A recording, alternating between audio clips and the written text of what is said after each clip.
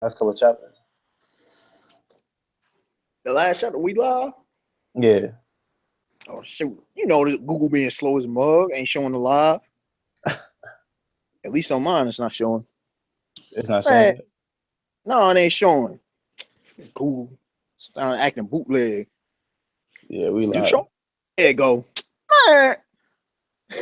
Google need to fix that junk. It's been 5 years, still ain't fixed it. The last chapter. Well, in one instance, if people like one of my homies was saying overhyped, I understand what they saying. I do. What's overhyped? Well, all these people saying, "Oh, I called it." Like it would look. Now, what will be cool? Because older and a lot of I'm still 50-50. I've been neutral about putting the whole time. Okay, whether she's good or bad, because to me it really doesn't matter. Because I'm with others. Okay, it's hashtag the year of Lanji. Sanji taking L's, and the reason I'm going hard, I even defended him against some. But the reason I've stopped and started roasting, same thing with Nami, started getting on them, is because you have fanboys, Sanji fanboys. You know the biggest one. I watch his videos, love him. But come on, bro. You got fanboys like freaking King of Lightning who be want to hype up Sanji, want to not be talking factually. And Oda has had to devote an art to show the truth. I have been saying people be mocking and scoffing. And for the longest time, he ain't Luffy and Zoro. Even Usopp wouldn't be getting this treatment. Like, people want to say, well, look at the situation he's in. No. You cannot use that excuse. Number one, there is no business he should have been handcuffed. You know Luffy and Zoro would have never got handcuffed. And I say don't compare to them. But in this situation, because since people want to say Sanji up on their level, or on their pet, no. Luffy, you know this, Ed. Will Luffy and Zoro ever been in this position? Ever? Nope. I mean, well, never. Some can argue Luffy impelled down. In the entire arc. Fight. Till he was about to die. Luffy would rather die. What did he just say in this last chapter? He said, I'm not going to die. And well, basically, he said he's not going to die in that cells. He said, I would rather rip off my hands on some golden line Shiki greatness. Okay? He said, I would rather rip off my hands. Nami, rip your hands off. What you cut off his legs, get out of jail. Golden line Shiki cut up. I mean, this dude's a swordsman using his swords. But Luffy ready to do that. I mean, it's the same Luffy at what was it? First Log Town. This man literally smiled and said, I'm dead. That shook me. I'm like, is he really gonna die? I know he the main character, but still. This man Zoro going out on some Jack stuff though. Savage. This man Zoro, what happened against him and Mihawk? I thought he literally was gonna die. I ain't gonna front. Yeah, I ain't think Zoro was gonna be a perfect character. What'd you say? I said he was pretty much gone at that point. Oh yeah. This man was already made. I mean, Sir Crocodile almost killed Luffy twice. Almost thrice. Should have killed him twice. Freaking, I mean, it was hilarious. But still, Luffy almost died to poison at sea. Luffy ain't becoming one. He died at sea because he ate poisonous fish. He almost died to Magellan. Sanji's not on that level. Sanji's not on that level. Clearly. Sanji ain't never. Look, all you need to know, I've been trying to tell people, Thriller Bar, people like, well, Sanji would have died. What did Zoro do? Zoro hit him with the hilt of his sword. Sanji, dirt now, sleep. So what did you think about, even though Luffy didn't do anything, but what did you think about this whole Sanji? I was doing stuff. I thought he was doing stuff. Like, let's keep it real, because I got it, because this is correlated to this whole thing. All this ties in. Because you got people out here trying to say, well, they never want to give this man credit for not. I've never seen such a disrespected protagonist. It Joker. Oh, Luffy can't be the one-on-one, but he took no significant damage. He took no significant damage against Lord Cracker. Oh, he needed Nami. He needed not. Come on now. I don't know you, Dub. I still don't think he could beat Joker one-on-one. Why not? What did Joker do to him? Not that much. Nothing. Nothing of significance. If you can't damage your opponent, I'm sorry. That's not a W. Wait, if Luffy would have did the exact same thing, what would the people been calling? Same thing. They would have been saying, "Oh, Luffy ain't nowhere." They're saying he ain't on his level. This man was rocking Joker. They want to say, "Oh, it's Law." What they tend to forget is if it wasn't for Luffy, Law would have never landed that strike. And oh yeah, by the way, it wasn't just Gamma Knife. It was also Counter Shock. He also used that on Vergo, and neither time did that move do anything. Joker didn't even look phased. He wasn't phased. That's the thing. But he was landing some hits on Luffy, though. I'm not gonna lie.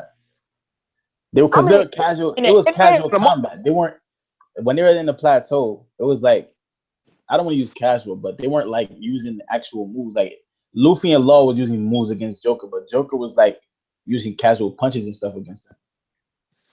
But here's the thing. See, this is. I feel where you're coming from. First of all, this just shows the levels. Mihawk and Shanks, they don't even have to use name techniques. But the Merc fools, I'm just saying, that just shows the levels. Is Joker, when he used name techniques against Luffy, there was a couple that would have did nasty on Luffy outside of Gear Force. I think he tried overheat, which Luffy dodged, and he tried to break white, or there was a couple names for it. Gear Force wouldn't be a valuable asset in a one-on-one fight against Joker, only because of the fact that he gets so tired after he uses it. And we've seen him use it. We've seen him use it twice against Joker, and it still didn't really affect Joker that much. What are you talking about? What are you talking about? Force?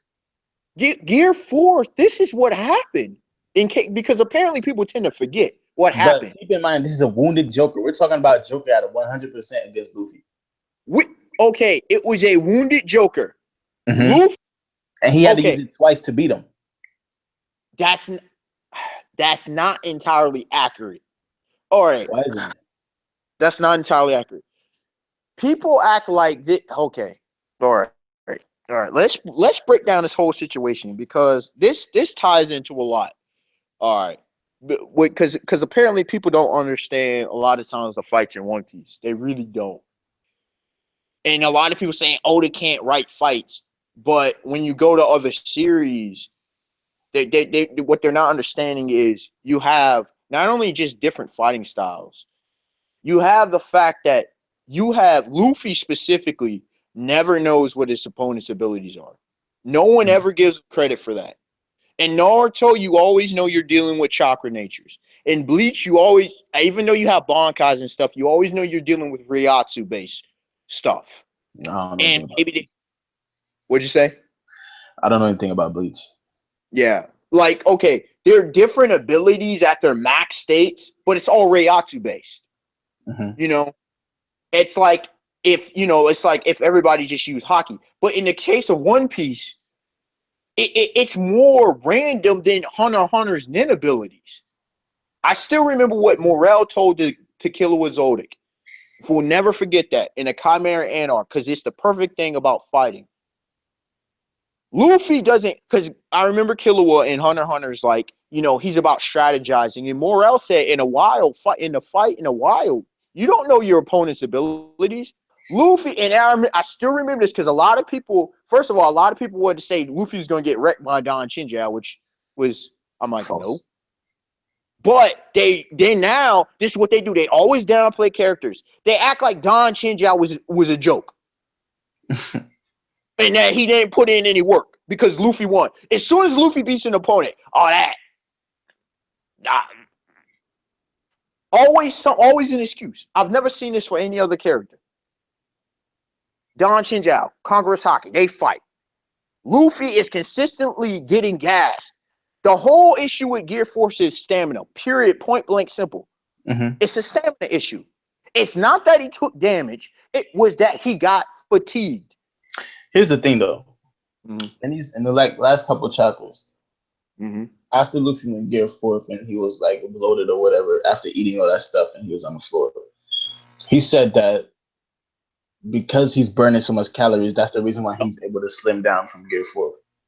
Yeah. With the effect of gear 2, you know how they said gear 2 is killing Luffy slowly and slowly every time he uses it? Oh, thank you. Do you think that was enhanced with him using gear 4? Absolutely. No, well, so how much life do you gear think 4 specifically is his hockey that's drained, which is arguably worse. Because that's more tied into his life force or spiritual whatever. It's kind of iffy with Oda at this point. But absolutely, he still utilizes gear secondo in a way with the techniques. That's what I kept saying. Like, people act like Luffy was fresh. If Luffy was fresh, that fight against Joker was a number of factors. I didn't even personally like the way that Oda did the fight for both. I love both characters. People don't understand this. I love Joker more than most people love Joker. I love him. One of my favorite villains. I think one of the greatest villains of all time. I really do, especially in that arc. Oh my goodness. But the thing is, the fight wasn't fair for either character. Both characters went in there severely handicapped. When it comes to Joker, he took damage, yes, from Law. He took it from Luffy, whatnot. But the whole thing that negates a lot of what people argue, and they tend to forget this, is what big technique did Joker use in that fight that forced Luffy to pretty much go faster than he wanted to? Because they fought for 30 minutes. People tend to forget that. They fought for 30 minutes. And nothing happened. It was birdcage. After 30 minutes, Joker's like, yo, in 30 minutes, I'm going to pretty much commit genocide, which everybody just wanted, like, literally everybody sleep on they ain't doing it. He was about to commit genocide. That's true. Oh, One Piece ain't serious. One Piece is a kid. Jack was about to commit genocide. Everybody want to just act like, they ain't doing nothing. We saw what happened in White Sea. Do you think that so how long do you think Luffy has before this illness kicks in? I don't think it's an illness. What I think is specifically happening is Luffy is literally shortening his life. So what do you think? He's just gonna have a heart attack and die or some shit? Nope. What? I currently thought going into the post-time skip, because the question is, why is Luffy so advanced? Everybody, forget what everybody's saying. Luffy is advanced. I think he literally is, not necessarily. I think he can collide, can throw hands, but I don't see him. He has the tools to possibly take down Admiral Yonko, but he need experience. He ain't ready for that. No, he has the tools, but he ain't ready. He still need experience. This one, I'm gonna have to agree with King of Lightning on this one. There might have to be another time skip, bro. No, that's bogus. That's bogus. Might have to be another time skip, though. We haven't even seen Luffy go all out. I don't know. We have not seen either of them go all out. I don't want to hear about no. We just can't go all out. Skip. What'd you say? Luffy did go all out. Oh, we ain't. I'm gonna tell you, if we keep seeing, because we don't know how many transformations he has in Gear 4. Luffy is a very situational fighter. Okay, very, very. He does this all the time. I forget if it was KOL or somebody else talked about. He uses techniques one time. He's very, very situational. If you notice post time skip, unlike pre time skip, he's being very calculated. I question, Oda, how is it that Luffy didn't use some of his most powerful techniques in the fight against Doflamingo? Like what? He didn't use Elephant Gatling. We didn't see the Gear 4th Gatling until his fight against Lord Cracker. He didn't use Thor Elephant Gun. He didn't use. I don't even know if he used the Red Hawk Gatling or anything like that. He could have used a lot of techniques. What'd you say? I think he did use Red Hawk, but I'm not sure. I have to go back. No, Gatling. Oh, Gatling, yeah.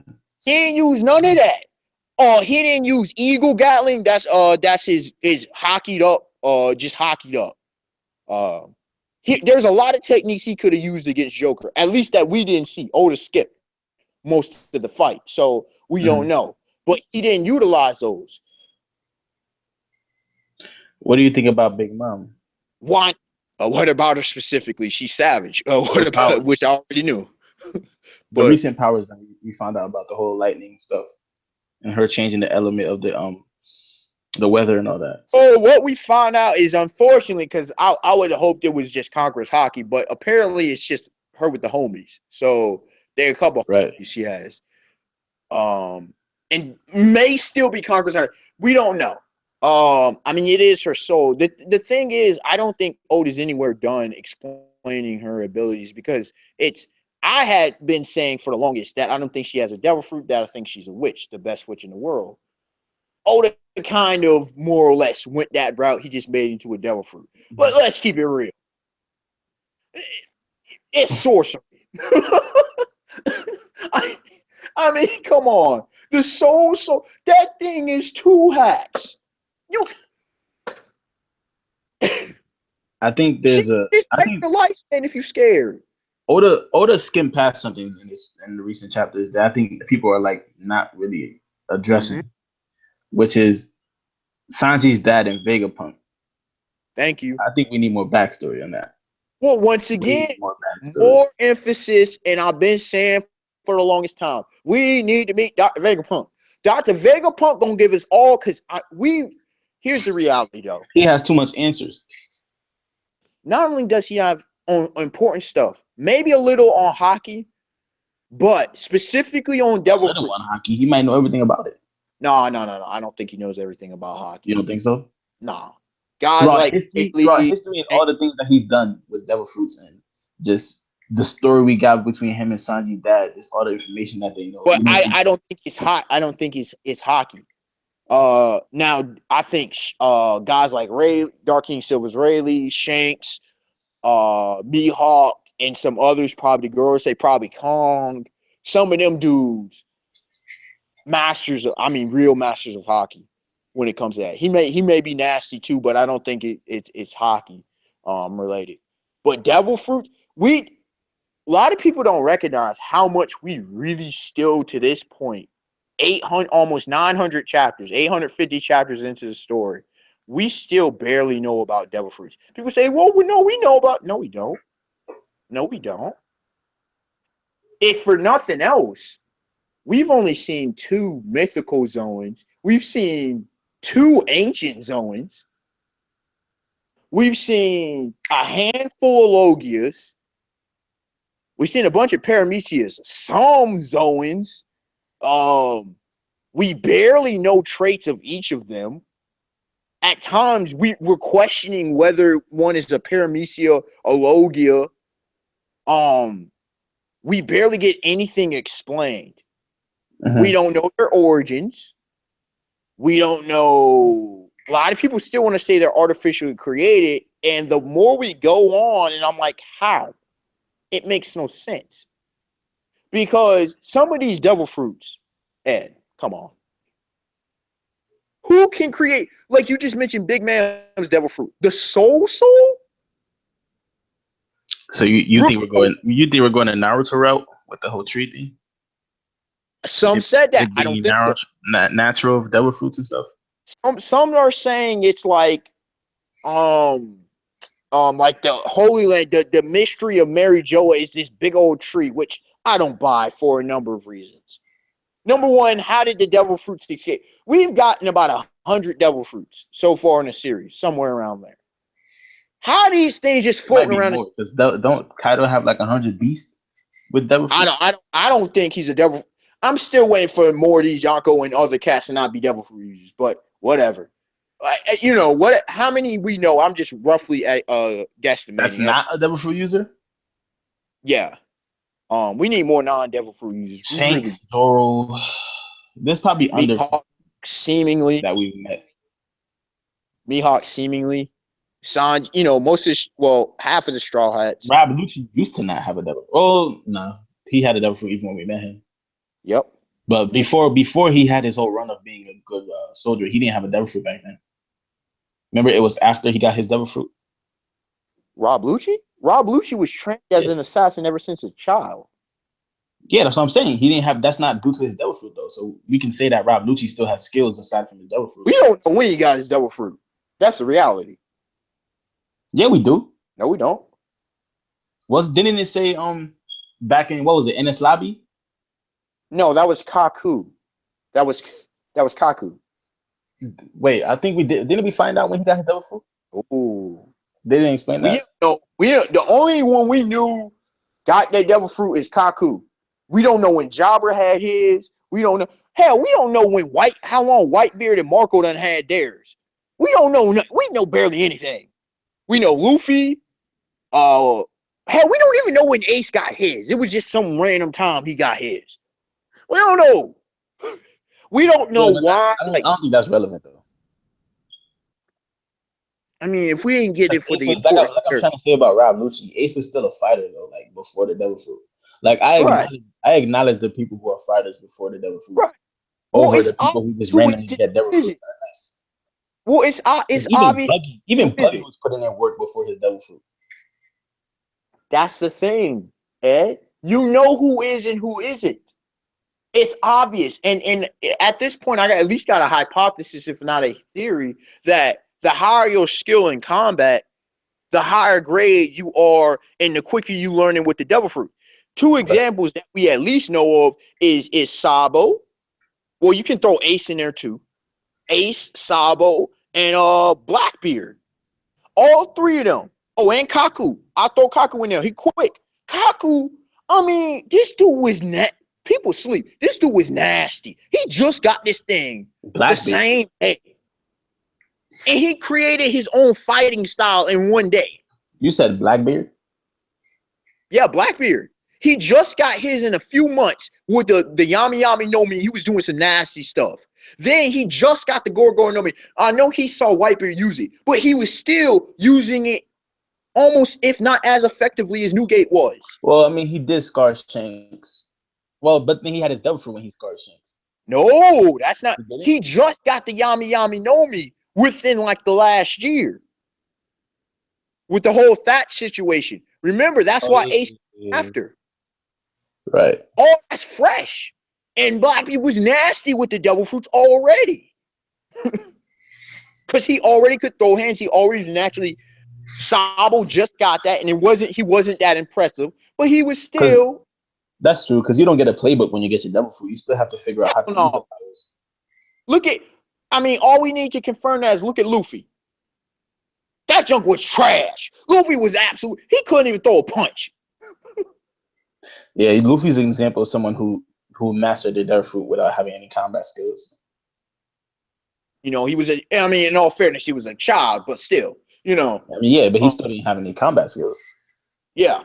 You know, look at my favorite. Flashback. We got the flashback of him in a forest and stuff fighting with Ace. And I know you skipped that part, but okay. Let me clarify that for those who don't know. The reason in the anime specifically, because in the manga, I didn't. In the manga, there's only like 10 chapters, but in the anime, they straight. I was skipping whole, like I would see. Oh, this episode is gonna be. You know, I didn't know filler, but in my mind, I had a filter for what's relevant. I'm like, oh, this is a bunch of irrelevant. This is a bunch of irrelevant. I know what happened in the arc. Also, I don't like them as characters. He got some type of, some type of skill. I mean, he didn't really achieve anything, but he's seen combat before he got his devil fruit. Who? Luffy. Yeah. Well, he's also a fighting genius, and his grandfather's Garp. Yeah. And he had, like you mentioned, he had to survive in the wild. He's a fighting genius. He knew some kind of. Here's a prime example. Who I consider the only truly bad character in One Piece. The absolute trash. Others have bias against other ones. Wapple, can't stand him. Wapple's a player. Booty garbage. How do you have a Kirby-like ability? Should be one of the nastiest abilities, one of the most disgusting abilities in the entire series.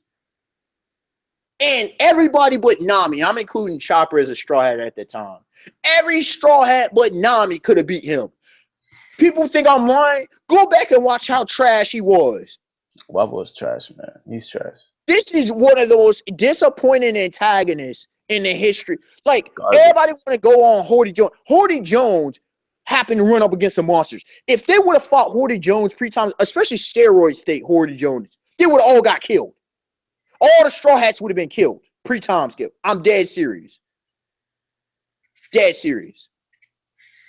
Let's see. Against Caesar Clown, well, I mean, they didn't have hockey, but still, they would have got killed even if they would have had hockey. It's quiet against Caesar Clown. They would have lost. What'd you say? I said they would have lost against Caesar Clown pre-time skip. Yeah, even if they would have had hockey, they would have still got body. Easy work. Not even close. Man, this man was 300 mil for a reason. That gas net ability? That thing was nasty. His ability to take away oxygen, that could kill anyone. Nasty. That's a done data. People sleep on Caesar Clown. I think he's dangerous.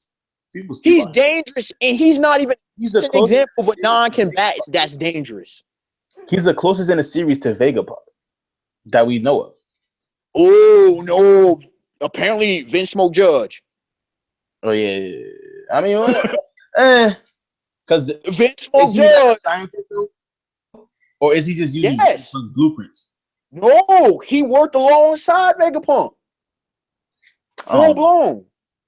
I think Vegapunk is still it was right by Oda in the chapter. He wrote right alongside. That shocked everybody. Everybody like, oh damn. I mean, even if you say right alongside, I still think Vegapunk was a mastermind in that duo. I mean, Vegapunk. Okay, Vegapunk's not. Because look at Vegapunk's legacy versus his legacy. Because he's Sanji's dad is focused more on okay. Because he's focused more on his soldiers and being That's a not brute. fair. Why not? It's not fair to compare Vegapunk. Vegapunk's on some cheats. Vegapunk's like Yami Yugi. Okay, this man cheating. This man cheating. This man got the God cards and Exodia. This man, he's a genius. This man is a genius beyond genius. This man is on some next level savant. Who is it that said he's 500 years ahead of everybody else? I don't know. He's on a different level. He on a different level. Even Caesar Clown reluctantly admitted. Even Vince Smoke. Like, everybody admits this man. Like, the world government. Look at how they referenced it.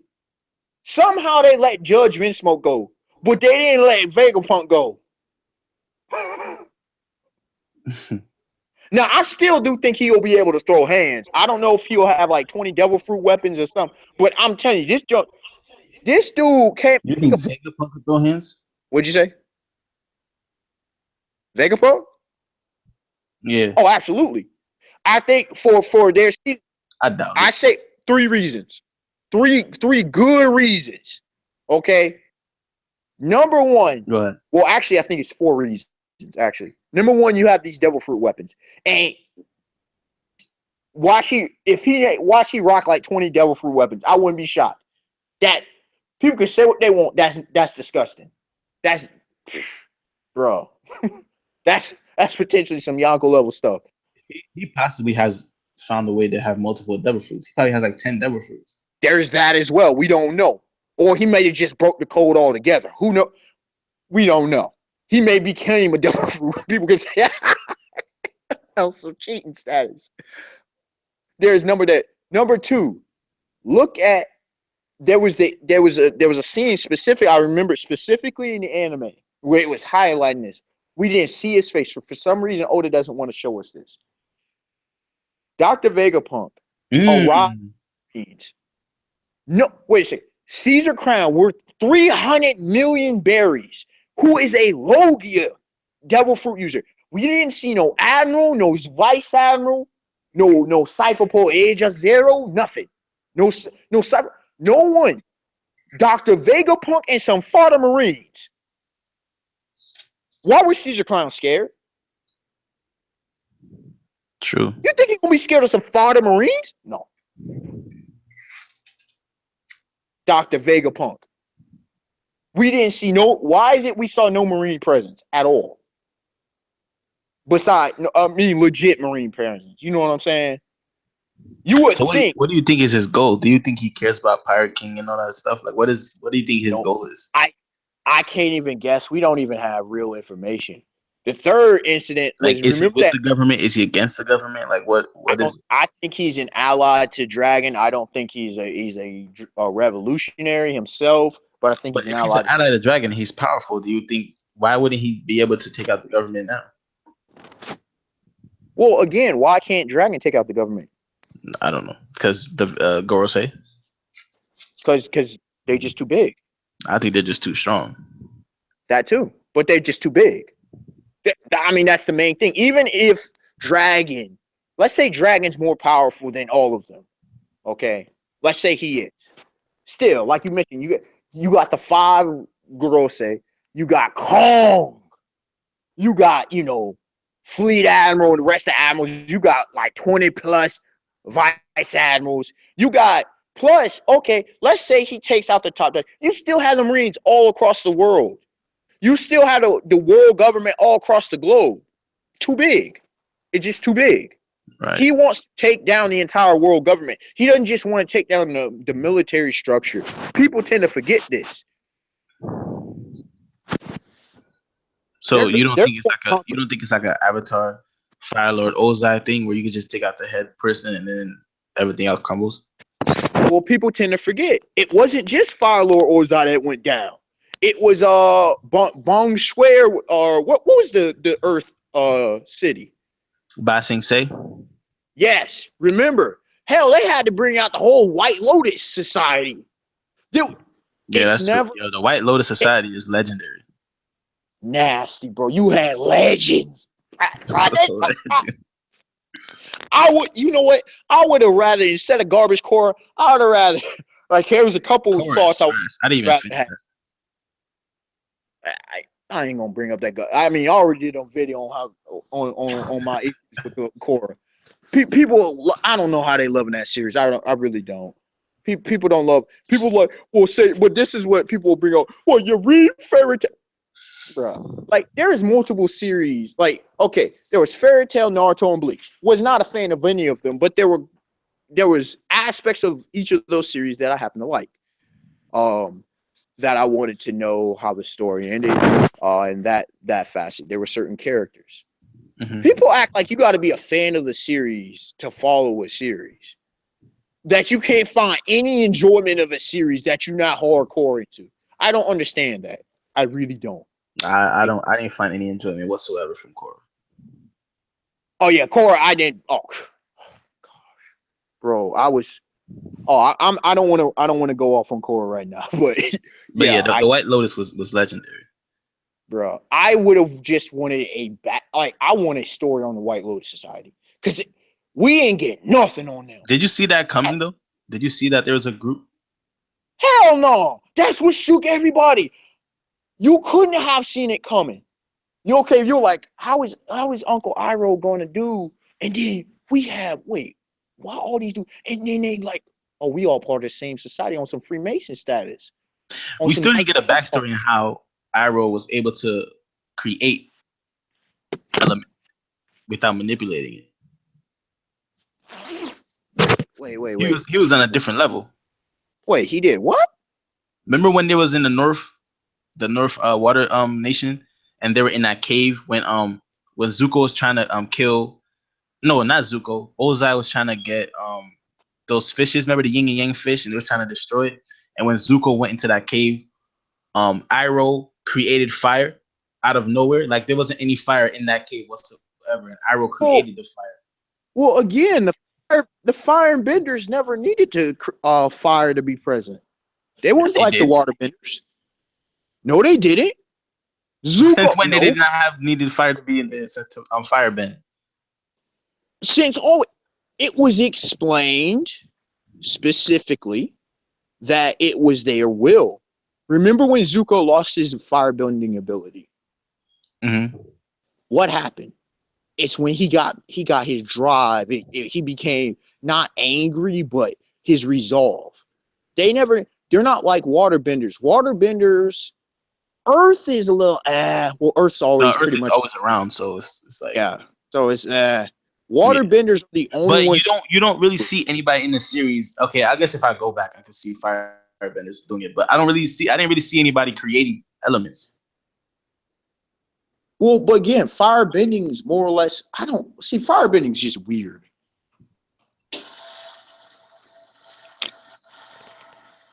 Because then there's even the whole theme like everything is connected, blah blah blah. And then we had the whole blood bending episode where water bending got took to a different level. Then we got earth bending got took to the whole we could bend metal thing. So we saw advancements, but I didn't see manipulating stuff. Like Zuko had the whole lightning thing. Azula had the blue flames. Azula was lightning and the blue. Well, yeah, and she did blue flames. I think it was mainly blue flames though, right? She didn't really use lightning that much. Oh yes, she did. As a main power.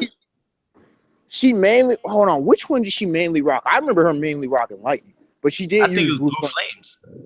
Because no one else used that but her. No, remember the reason that Iroh taught Zuko was because he was going against Azula.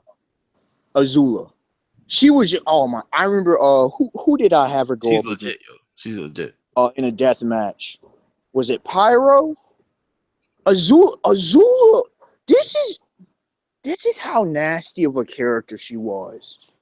Even there's certain characters though you can put into any series, and they're just devastating. She's one of those freaks of nature, on some Midora from Tortico status. I'm just saying, broken, legitimately broken.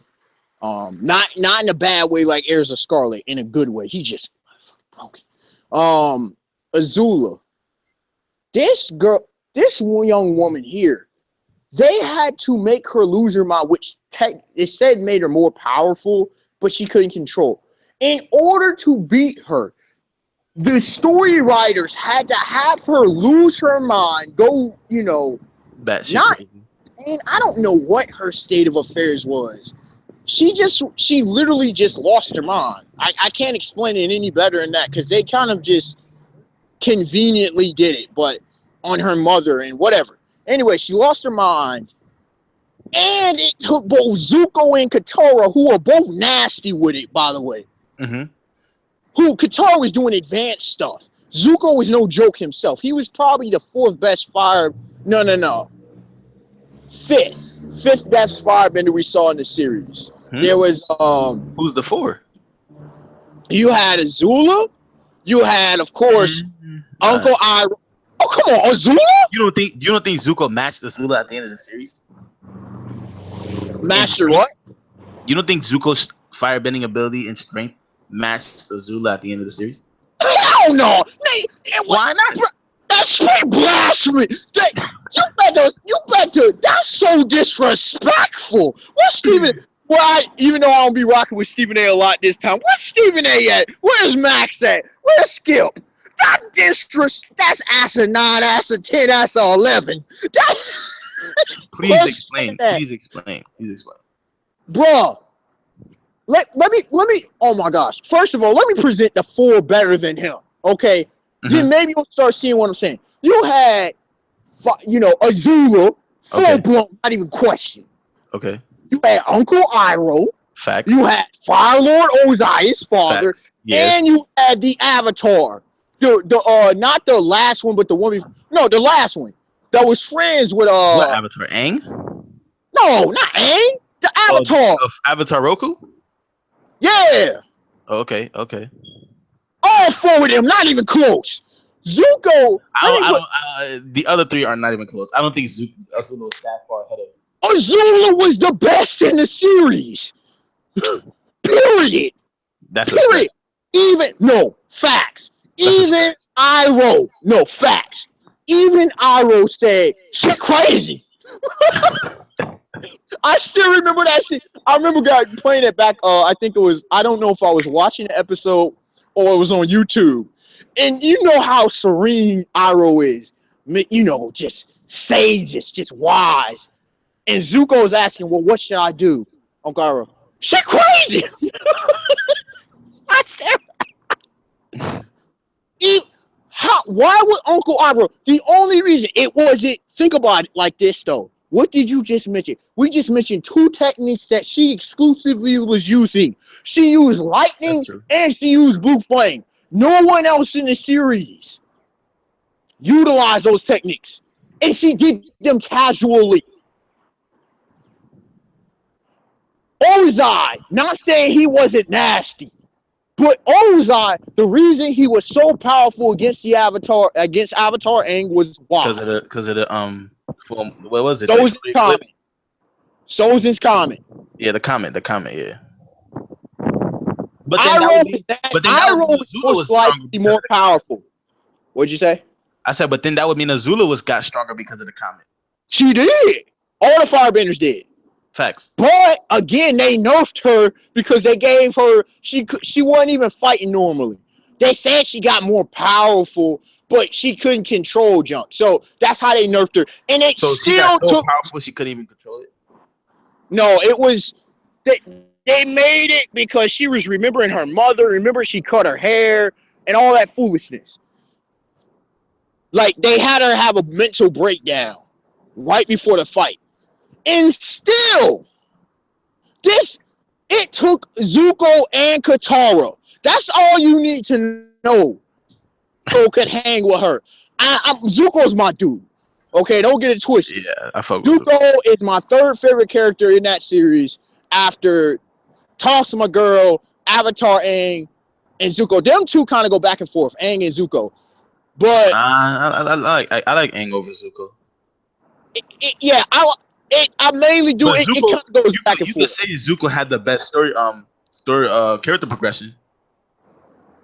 Possibly, I don't know. My dog talked though. Zuko came around because remember, the series started off with him trying to find Aang.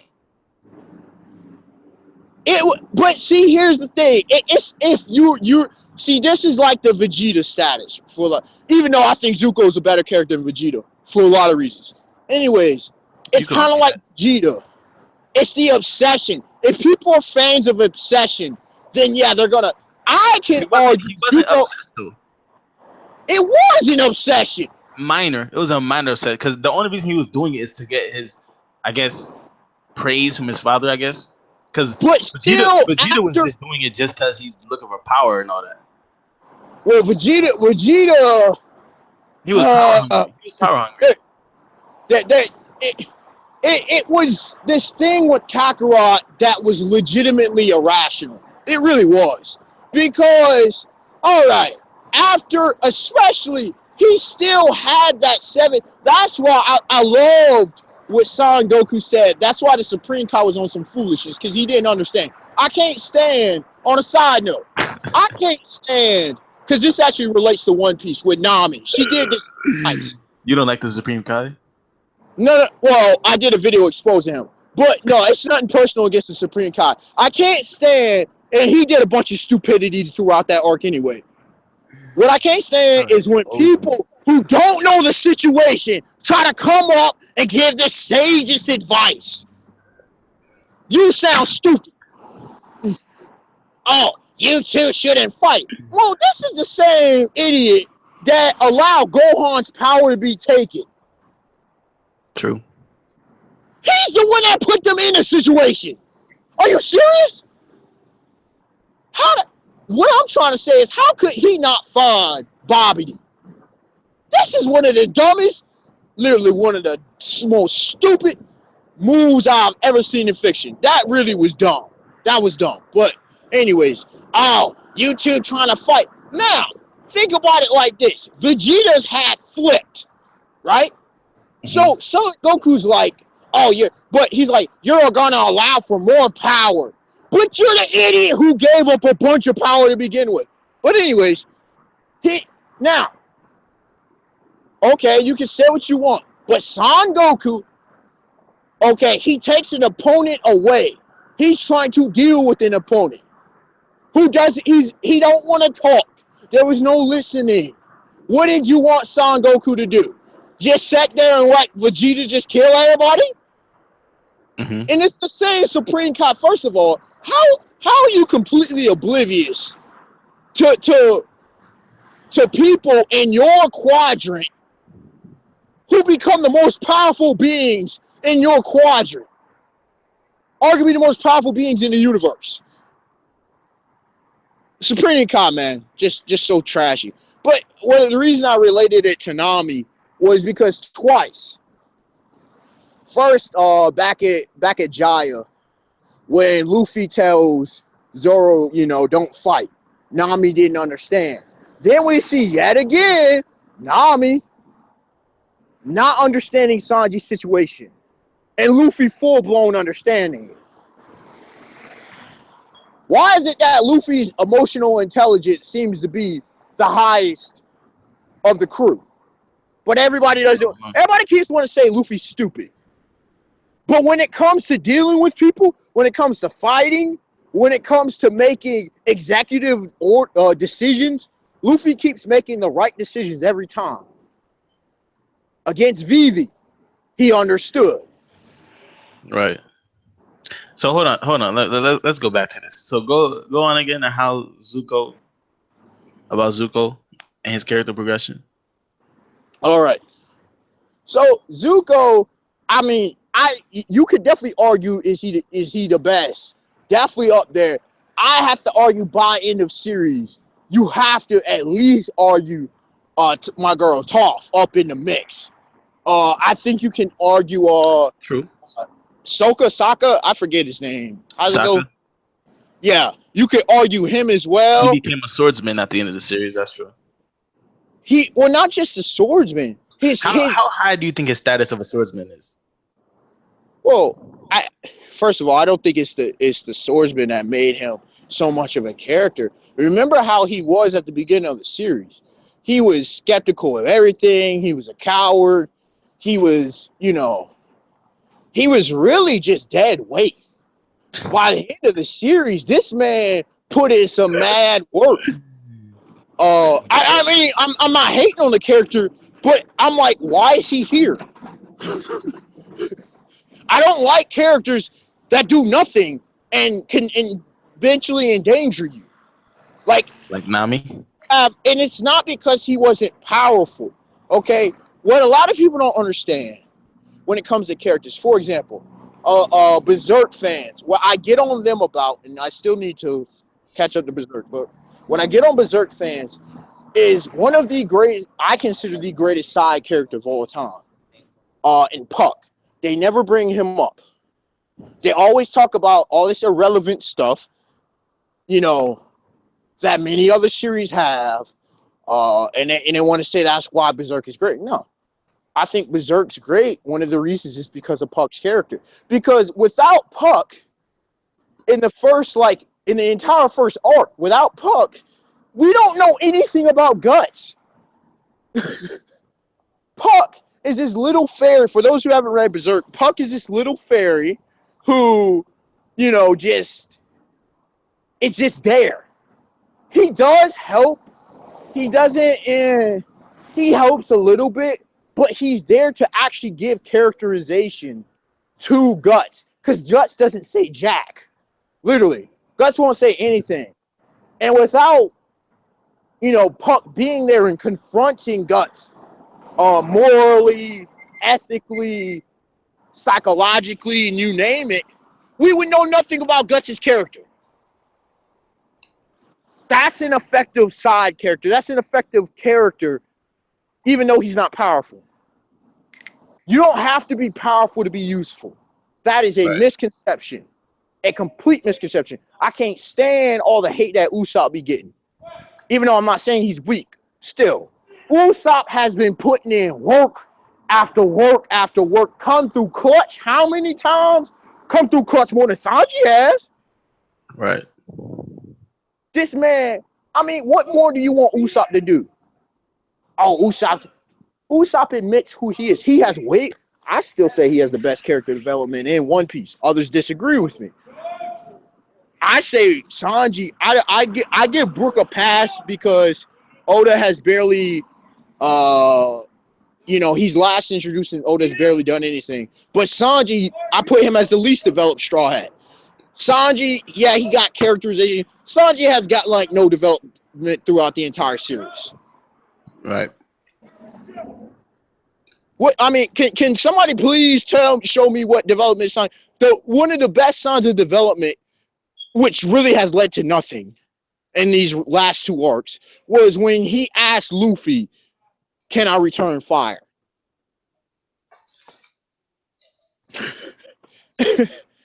That's it. I mean, there's other examples throughout the series, but that's one that, like, to me, that's the best. And you could say, well, you know, but I mean, Zoro was there. I one thing to expose what I'm talking about. I remember someone made a comment in the last couple of days. I forget which video or post it was on Google Plus or whatnot.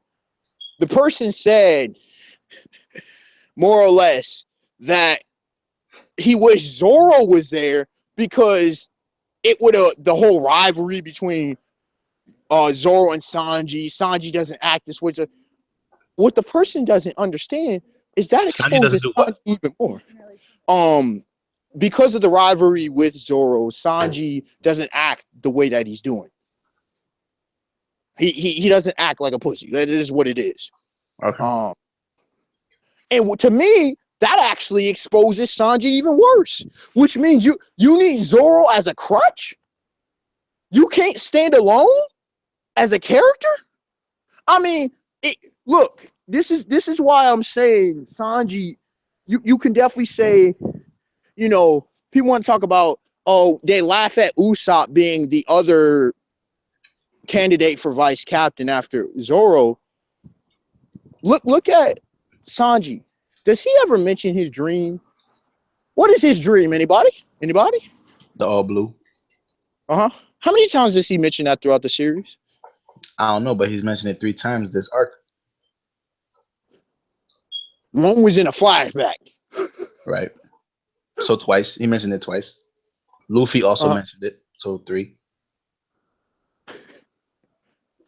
All blue. Oh, that was also in the flashback, so never mind.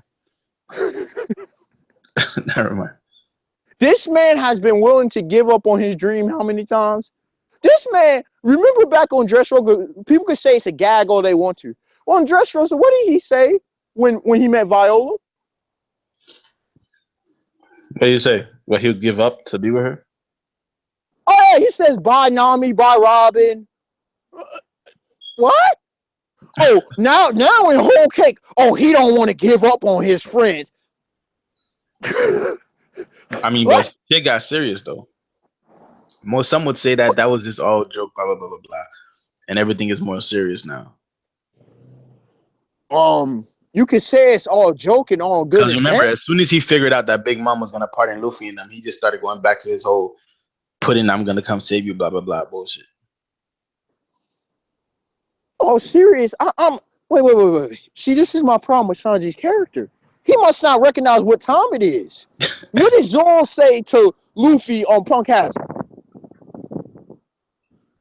What? Right after they got into the to where the main laboratory was. Zoro spent I remember this very well. What did he say to Luffy about the New World? I forgot. He said, is this in the anime or the manga? Oh, both. It's in both. I forgot. The anime emphasized it. Both actually did it well. But the anime, this is one of those times that the anime did it better. The anime, he was dead serious. He said, Luffy, look at him. He said, you better stop playing games. This is the New World. We can't keep messing up. Or we dead. Sanji is making what Kaido said true. Y'all playing little pirate games. Wait. Now, last time I checked, whose island was Dressrosa's? Wasn't it Kaido's? No. Oh. Who was the? Huh? What, Joker? What is that? Was it Joker? Yes. I mean, but you could say it's Kaido's though, because he's working under Kaido. Which is even worse. I mean, they already destroyed the thing. Oh, and wasn't it Sanji who was right up there with one of Sanji's best moments too? Sanji was right up there with Zoro when Luffy was talking to Big Mel.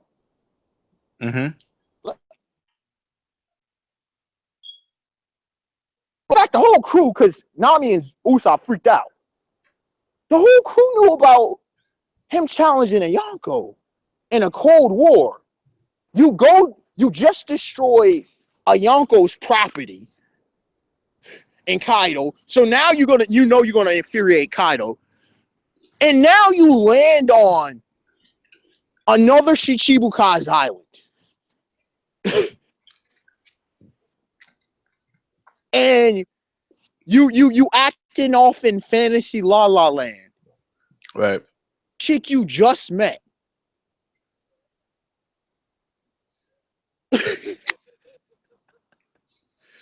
I'm sorry, but that's looking really bad for your character. Right. So going back to this German thing, I pulled up the chapter. I don't know if this is the right translation, but Sanji's brother was like, German has always been renowned as as a kingdom of science. Throughout the years, though it may sound far-fetched now, even our own father was once hailed as a brilliant scientist. Back in the day, before we were born, he was a member of a foreign lawless research team and used to work right alongside Vegapunk and on research and development on high-tech weaponry. Him and Vegapunk together, that's what Sanji said. Back when we were but a glint in his eye. Yes, and so the groundbreaking feat he and Vegapunk managed to pull off was the discovery of living organisms lineage factor. With but a few minor mutations, they now had the power to do what was once thought to be only attributable to God himself. In layman's terms, they had basically discovered the blueprints to life itself. Yep. So I take that back. Sanji's dad is nice. We already see, not only with the cloning project, litigate him with his technology in the way that he fought. We've never seen anybody do that before. Utilize technology in that facet. The best you could say we saw vaguely was Wiper, who a lot of people sleep on, by the way. But anyway, Morgan. I'm gonna let you slide because I know you trolling on that. I'm gonna let you slide for that, brother. But don't be like Dre. On this case, forget about Dre. You know I rock with Dre, but you gotta forget about Dre on that one. Although he was right, to all the Garp fanboys, Axe Morgan got one in on Garp. Now, Ace couldn't get one in on Whitebeard though. I'm just saying. You say he could? Couldn't. Oh yeah, I'm about to say. This man was sleeping, still using observation hockey. Garp, who hit me? What the fuck? He got sliced. So you telling me well, no, not fodder. But you telling me a captain is able to... Nah, he's fodder. He was a captain. I don't consider captains fodder. Nah, I don't. Fodder. People misuse the term fodder so much. He's fodder, bro. He's not fodder. In terms of strength, he's fodder. He's not fodder. People misuse the term. What are fodder? Fodder derives from cannon fodder. Fodder are like the G8 Marines. We don't even know their names. That's how fodder they are. Like the regular we know about Axe Morgan, but I think he's irrelevant. Well, I think I'm actually have been convinced, like a lot of people, that he's going to be brought back. Remember, Oda has conveniently just left him onto the sea. Now, everybody want to hype up, well, not everybody, because cats like myself who are logical and rational don't want to hype him up. But people want to bring up Kobe, who is far below fodder. Somehow Kobe came up. How is he below fodder? The cabin boy Kobe was far below fodder. Was. That's my point. If you hear what I'm saying. Morgan, Captain saying Morgan was a captain. Smoker was a captain. Now we see Smoker as a vice admiral. But Smoker's actually good. Yeah, well, he's also had a low gear. But what I'm saying is, You know, you even had Tashigi on the rise, and now she's a captain. What I'm saying is there's a chance for potential. I ain't gonna say he's gonna be a monster. Yeah, but I never considered Shishigi to be fodder though. She would have got bodied by Morgan pre-time skip. That's up for debate.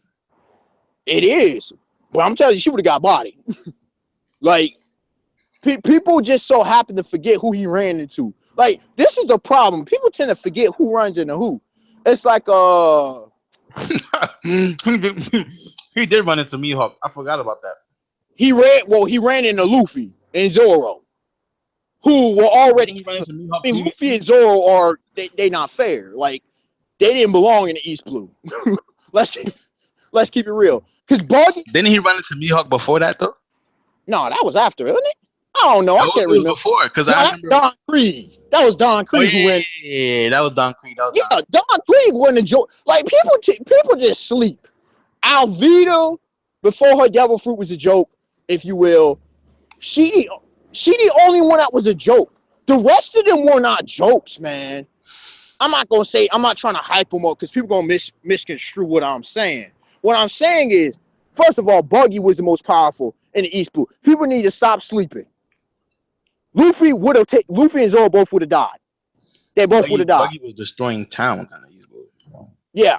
Besides that, this man was lethal. And he got that experience. Like, we've never seen Buggy defeated. No one thinks about that. We've never seen this man defeated.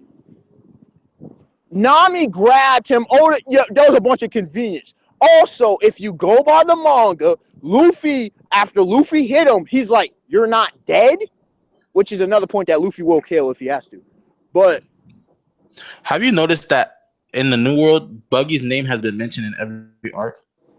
Has it? Yeah. I don't recall that. Dressrosa. It wasn't in Fishman Island, was it? No, it wasn't in Fishman Island. Let me think. Nah, Dressrosa was the only one, if I can recall. It's mentioned in this arc too. Was it? When was it mentioned? Yeah. In the flashback when he was talking about how he used to be with the Roger crew. And he said even Buggy and them made the crew and he didn't. No, that was Zoe, man. That was Zoe. You're right. Yeah, it's only been mentioned in Dressrosa and Zoe, which is understandable because of the relevancy. But, you know. Oh yeah, people keep sleeping on Buggy. Because Whitebeard don't just remember fodder. People need to stop sleeping. Whitebeard don't remember fodder. I'm just saying. Why is it powerful dudes happen to remember Buggy? Well, anyway. Right. And now Oda went out his way to make sure that Whitebeard even said that to Shane. What'd you say? Oda went out his way to let us know that Whitebeard was saying that to Shane. Yep. What happened to that red though? Now it wasn't okay. He wasn't making that Buggy was powerful, but still. And they were apparently ultimate tag team. My thing is, if Shanks here's what kills me though.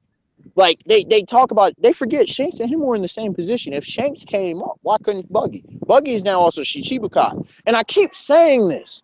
When have we ever seen a weak Shichibukai?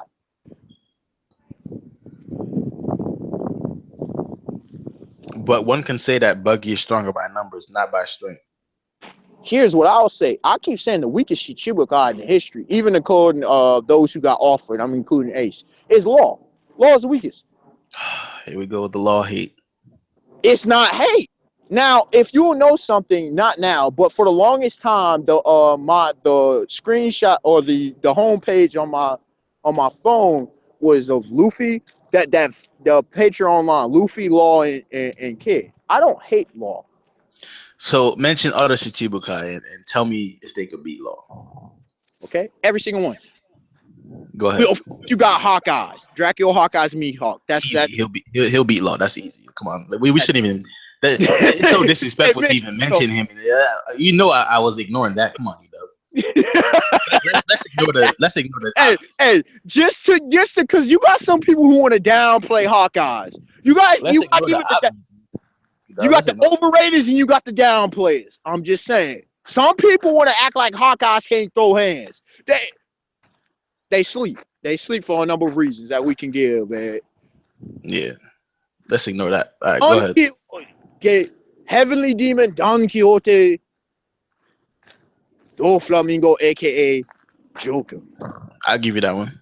We've already seen it factually in the manga, so that is no dispute, no debate. I have a debate, but go ahead. What are you talking about? We've seen this dude get schooled and outclassed twice. No, thrice. I mean, he should have been dead. That's fact. There's no question. Okay. The tyrant, Bartholomew Kuma. All right, that's another one. It was a little quick with that one. Sir Crocodile. I don't know. I understand why you said I don't know on Crocodile. I can't give reasons as for why Crocodile though.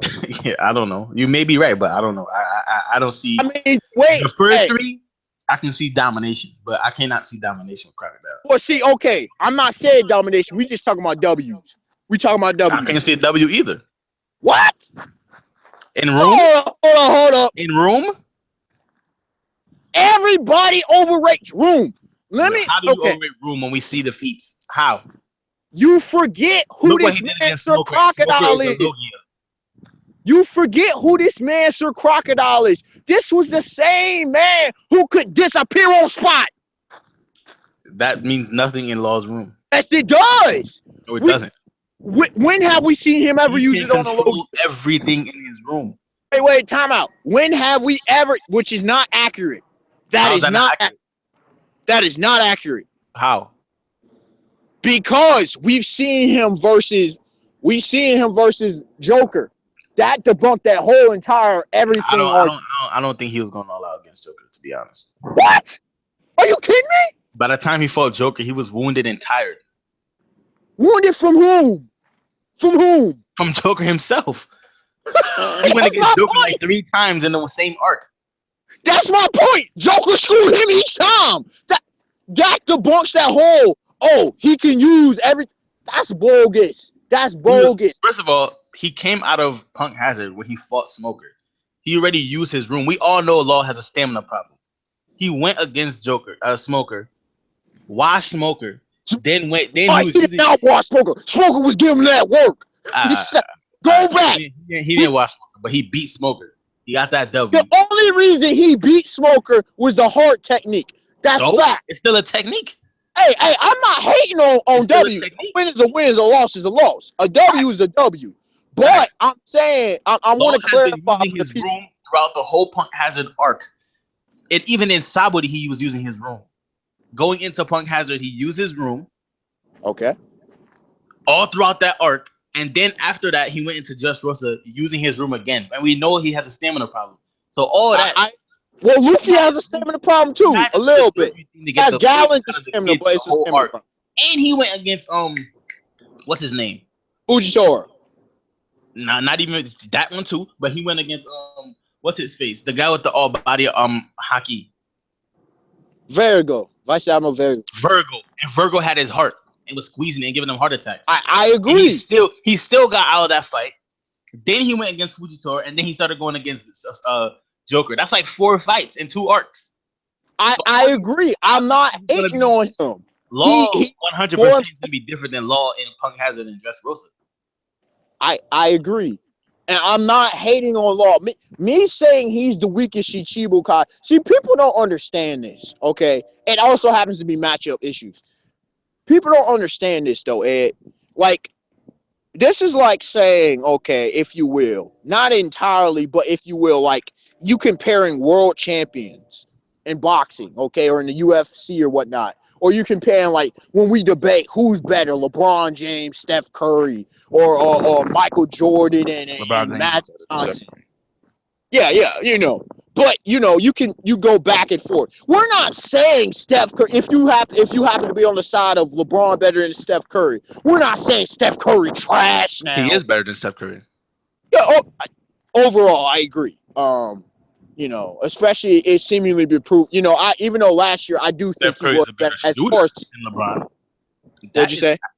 Steph Curry's a better shooter than LeBron. That's true. Yeah. But he's not even possible. Last year I said he was better. On last year, overall, LeBron James is the best player. I think he overtook him last year with last season. But again, LeBron showed up in the playoffs. You know, you could eat springs, whatever. But whatever side of the argument, there's a difference between someone being good in a certain category and the person right, being right. good overall. Well, again, I wasn't just shooting. Others can make other arguments about Steph Curry. They can. So it was arguments to be made on both sides. No, there wasn't. Steph Curry's not a good defender. He ain't No. Steph Curry is mad underrated. Mad underrated. As a defender? Mad underrated. Statistics doesn't prove that. Which statistics? His defensive statistics. It doesn't prove that he's underrated. All I know is he's some of the best in steals in the league.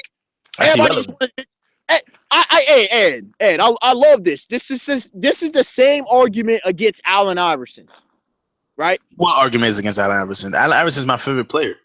I know. Ed, you should hear the blasphemy. The blasphemy against Allen Iverson, saying this man was robbed of so many first-team all defenses. It's ridiculous. But Allen Iverson was an actually good defender, though. I agree. But a lot of people who do the same, they make the same argument against Allen Iverson. Oh, he gambled too much. He was not a good. No. He was a system guy. No, that's not even fair. Because an argument for Allen Iverson is not the same argument for Steph Curry. Allen Iverson. No. What I'm saying is, Ed, they literally make the same nonsense argument. I'm serious. I've heard it. It's the same nonsense. I'm not saying Steph Curry getting steals doesn't make him I'm not saying he's a bad defender. I'm just saying he's not amongst the elite at defending. That's no question. Allen Iverson was amongst the elite. But people don't give this man credit. They say, he can do it, score. That's different. Yeah, I agree. But Ed, people will say, Allen Iverson, all he could do was score. He was a ball hog. No. This is what foolishness people say out in these streets. He's known for being a stealer and shooting. But they don't want to. No one wants to credit steals. They think it's gambling. They act like it's not defense. They act like it don't show up on the stat sheet. Steph Curry isn't known for being a stealer. Who? Steph Curry. He's not known for being a stealer. Yes, he is. No, he's not. He's amongst the tops. Yes, he is. Not known for that, though. That's not what he's known for. Because everybody only rates this man's D. I'm being factual. I'm telling you, Steph Curry is not. He's not an elite defender, bro. I'm telling you. I didn't say he was elite. First of all, you just said his stealing statistic was up there. Just because his stealing statistic is up there doesn't make him an elite defender. There's other things besides stealing that Allen Iverson was good at. Time out. You never. I speak generally very specifically. You never, out of my mouth, once heard me utter anything about the caliber of Steph Curry's defense. Never. So you think he's beyond a good defender? I didn't even give a rating of his defense level yet. So how come when I say he's a good defender, I'm wrong? I would say he's decent to good. I wouldn't say he's great. In the NBA right now, is Steph Curry amongst the top 5 or 10 in defending at point guard? I'm not going to even go at point guard because I don't go by a category rarely. So what do you go by? Just overall players? I go by overall because if that's the case, then he's not in the top 10. No, hell no. Facts. Okay. If we gonna take it that route, if we go by point guard, you can argue of sneaking him into the top 10. But if we just say overall in NBA, I don't think he's in the top 25. I'm getting him somewhere around probably top 5. Low. Nah, that's a stretch. Like that's being generous. That's being generous, Dub. That's being generous. Nah, well, again, point guard defense these days. First of all, you got to understand my definition of point guard. I'm not on this Russell Westbrook as a point. Russell Westbrook is not a point guard. Let's stop playing ourselves. He's not a point guard. He's a shooting guard in the point guard position. Yeah, thank you. Just like Allen Iverson. Well, actually, Allen Iverson had Eric Snow, but Allen Iverson would play point guard. Same thing with D Wade. But they not point guard. I think Allen Iverson was more of a point guard than Russell Westbrook. Well, that's because first of all, Allen Iverson is just a all-out better player. Facts. It is what it is. But you could argue that. I mean, I don't even see the argument otherwise. Just because this dude is getting triple-double not make him better now. That's a good feat, though, UW. That's a good feat, though. Because the people could say the same thing about Oscar Robertson, and he's one of the greats. Wait, hold on. Who said Oscar Robertson, the Big O, was better than the answer? Hey, people want to play. Whoa. Wait. People want to. Whoa. You dumb. Okay. Oh. You dumb. Let's be clear. If anybody's watching this, let's be clear. Allen Iverson is my favorite player in the NBA. Uh-huh. But I don't know if I would go so far as to say that he's better than Mr. Oscar Robertson. Hey, the walking triple-double himself. 15? The walking triple-double himself. Hold on. Did you ever see my top 15 video, though? No. Oh, see. I'm gonna go back and watch it. My top 15. Where did I have Big O? It wasn't in the top 10. Where did I have Big O? He was in the top 15. Did I have him below Pistol Pete Maravich? Where did I have Big O? What did you have? Did you have the Sham God on that list? Who? The Sham God? Who's the Sham God? Oh my God, you know. No, I don't recognize the name. Who literally is the Sham God? He's a point guard, you know. This is like one of the best point guards ever, you know. There's a lot of the best point guards. Who are you referring to? I don't know the name. And what's his name? Crossover King. What? The Crossover King. Wait. Wait. The Sham God is a move. It's not like a Oh, I know official nicknames and stuff. I don't know this Sham God stuff. I don't know that. Who? Yeah, it's a move. Who? Damn, I forgot his name. Who did he play for? The Wizards. Who?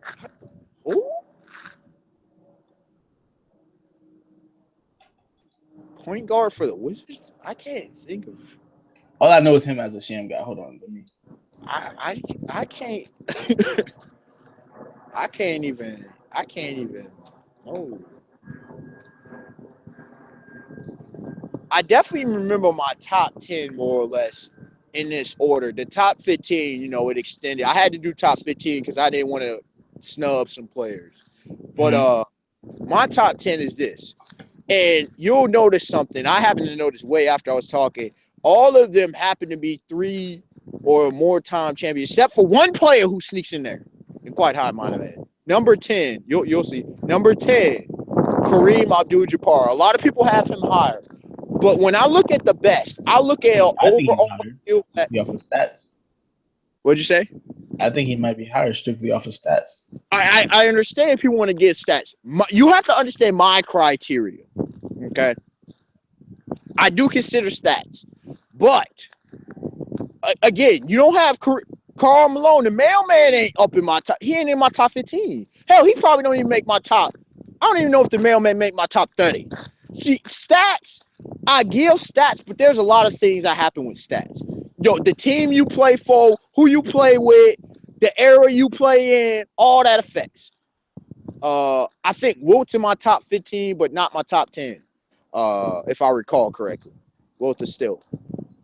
So stats, again, I'm not a stats guy. Stats matter, but that alone ain't. When I think of the best, there's a few factors. How iconic, how dominant, how, there's a lot of factors I consider. I consider everything, pretty much. Kareem, you had the unstoppable skyhook.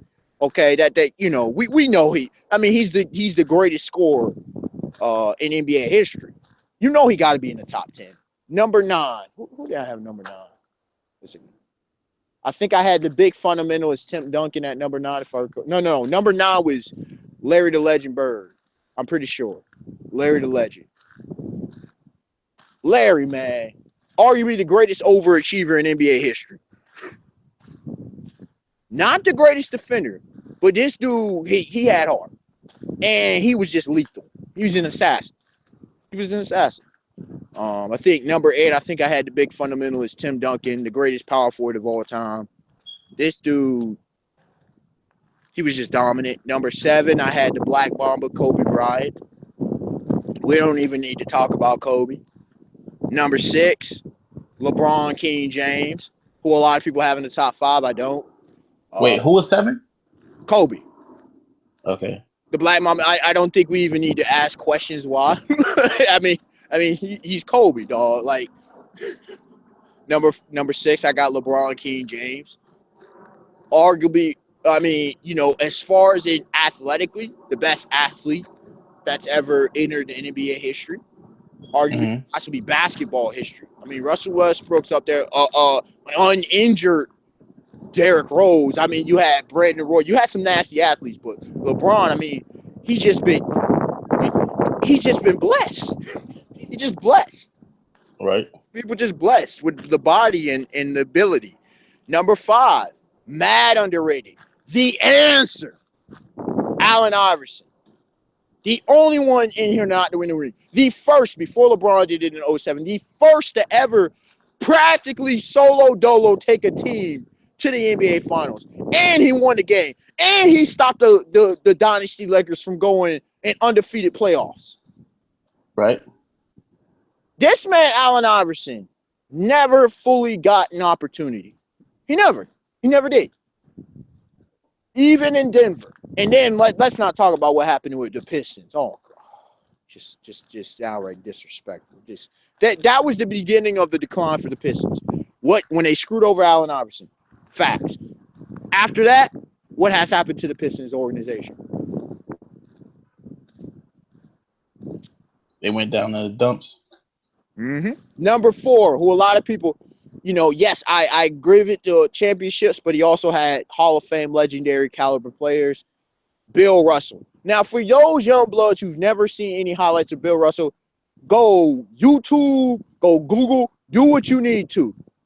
Now, to the people who say big man, first of all, a lot of these big men could run the floor in their young days. But for those who say, oh, big man, all they need to do, you know, they see Dwight Howard and think he a big man. No, he's not. They see these different dudes and think, you know, I remember Blake Griffin before he got some kind of game and just dunks. Go watch Bill Russell and come back to me and see what a big man can do. Should be able to run the flow. Should be able to do a lot. That was Bill Russell. Bill Russell was dominant. And he was playing against big boys. He was playing against guys like Wilt. Okay? For those young bloods who don't know. Number 3, and I rose here because I remember talking with my brothers, and they reminded me of this greatness. The man of many names, the Big Diesel, Superman, you name it, Shaq, Shaquille O'Neal, the most dominant player to ever play. And for young bloods who don't appreciate, first of all, go back and watch him in his Orlando days, and then go watch him in his LA days. One of the very few big men who you could just give the ball to, and this man would take 4-5 guys up with him, 3 guys. This man would get fouled. Everybody want to joke about his free throws. I tell you this, he could make them when they counted. I can't say that for everybody. LeBron. Right. And a lot of other players in today's game who who are pros and can't hit free throws. Dwight Howard, abysmal. Roy Hibbert, I can call out names who can't hit free throws. Shaq hit them when they counted. Shaq, this man, I mean, just like the Jordan rules, they made Hack-a-Shaq.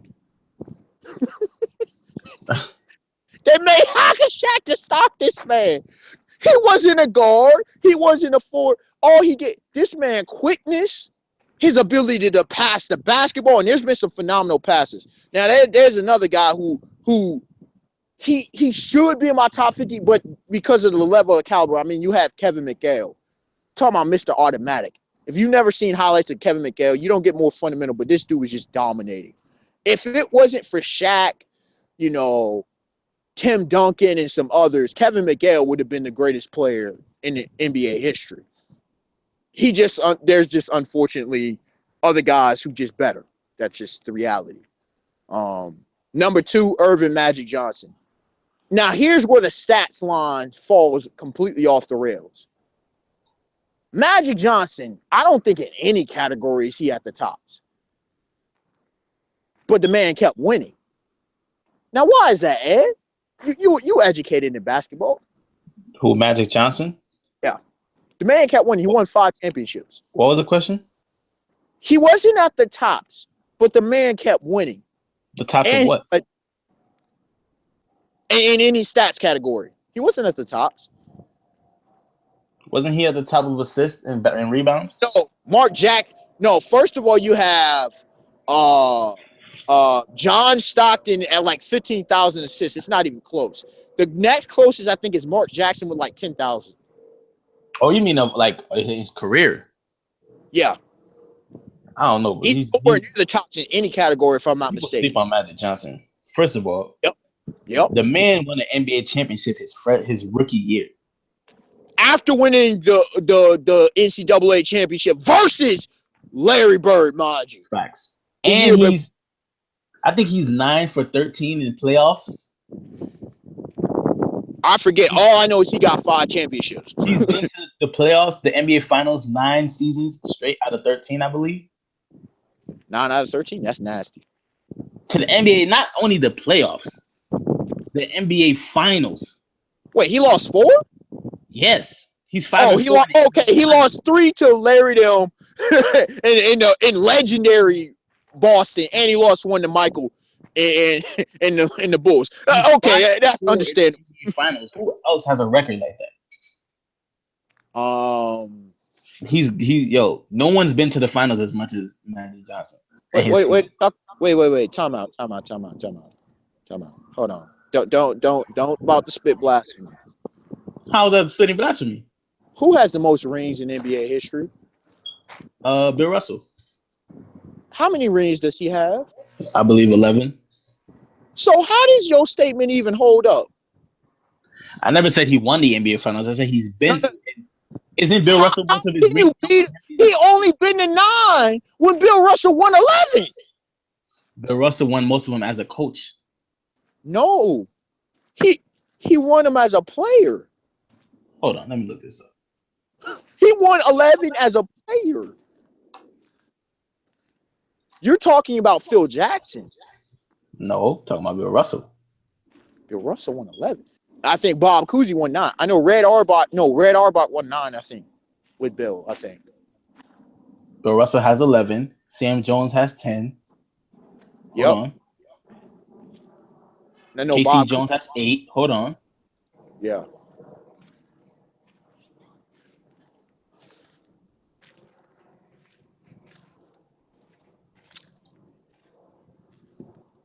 Mm-hmm. Hold on. I'm pretty sure most of them came when he was a coach. I'm not too sure. Oh, he was a player. They dominated in the 50s and 60s. Look up Red Auerbach. Don't do this. Come on, Ed. Come on. You know I know basketball, bro. Come on. Don't even do this. I don't even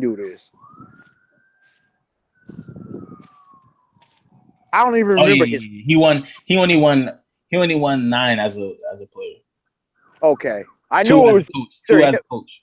Okay, I remember it was him or Red Auerbach that won 11. Or maybe it's 13 altogether. Oh, it's 13 altogether.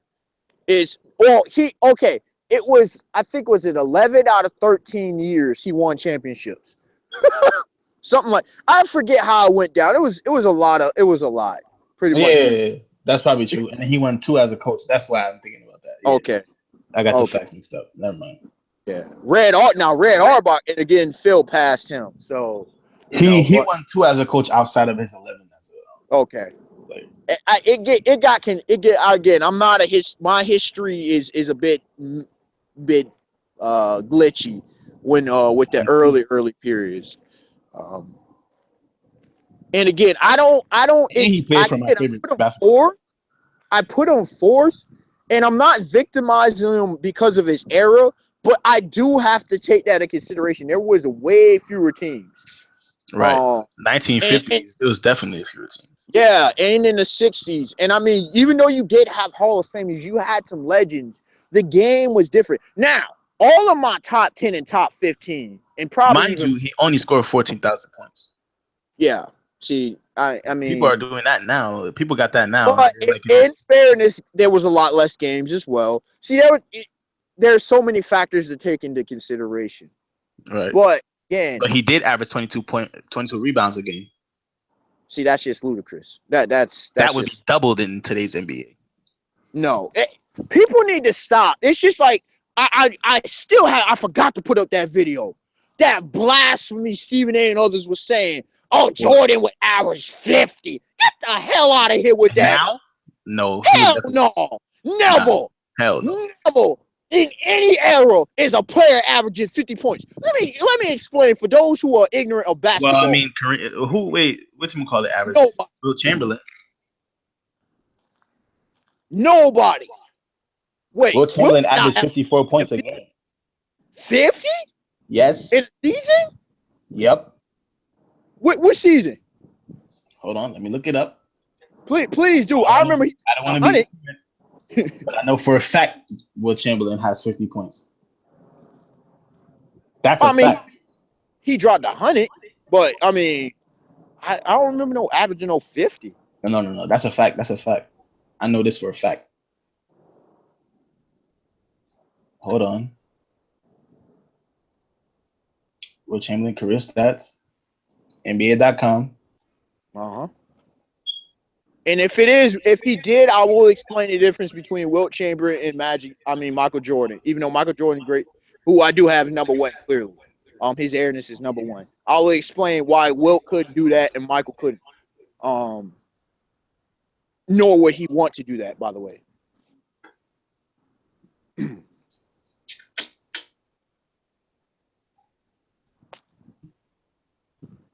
I still don't believe that. I gotta hear them stats because 50 a game. Points per game. It was 1961 through 1962 season.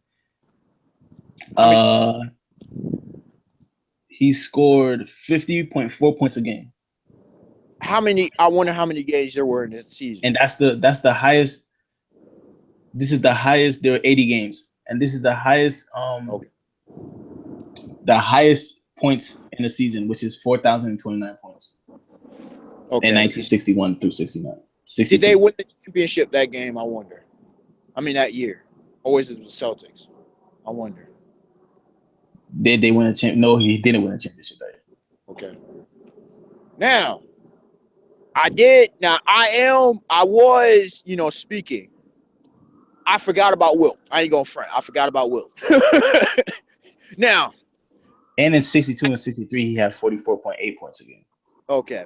Now, and people will say, well, you still didn't put him in top 10. Okay. Well, all right. Now, for those who happen to be this way, I don't think Wilt's doing that later. And I understand why he was gave the game. Okay. Let me explain as to why I consider those numbers inflated. I really do. It's not people saying, well, you're wrong. Let me clarify my argument. The reason why Wilt was able to do that is because the system during that time originally, guys like George Mikan and such, was geared to feed the big man. Feed the big man. Am I wrong, Ed? Nope. It's like, look at Anthony Davis. I keep saying this. Anthony Davis. I have not believed in him since Kentucky. People can call me a hater all they want to. I'm not a hater. If you put him, now it's a little bit different, but I said this for the last couple of seasons. Put him on a team like the Heat or the Spurs. He wouldn't be doing nearly stats-wise another. He has to. He's on a beneficiary of no one. He had what? Norris Cole? Who he got on the Pelicans? Drew, what's his name? Drew Holiday? Drew Holiday. If that's the second best player he got, Lord help him. Drew Holiday, Tyreke Evans. Tyreek's nice. Tyreek's nice. I ain't gonna front. Yeah. I think that's about it. Norris Cole. I mean, we talking a bunch of guards. He has to. In order for them, it's the same thing with Russell Westbrook. His triple-double is inflated. It does not reflect. I'm not hating on him, but it does not reflect how good he actually is. He is a beneficiary. Drew Holiday, Tyreke Evans, some new guy from college, Buddy Hield. Don't even know who he is. He just got out of college. Mm-hmm. He was like in the first round pick. I barely watch college basketball these days. Game done got so weak. But I mean, when you look at, and again, like I said, they had a lot. I mean, I don't even know how many teams were in the league at that time. Even though they had all those games, and I'll give them credit for that. I'm not diminishing. I mean, if you know, what was he like 7-1? Yep. This man, all you had to do was feed him the ball. How many 7-1 players were in the NBA that year? I mean, there were some, but skilled. That's why Bill Russell and him devastated. I mean, they would still devastate. But in today, in really from when Magic Johnson, really the modern era, from Magic Johnson onward, 1980, for those who don't know, onward, Wilt would have averaged, what superstar numbers?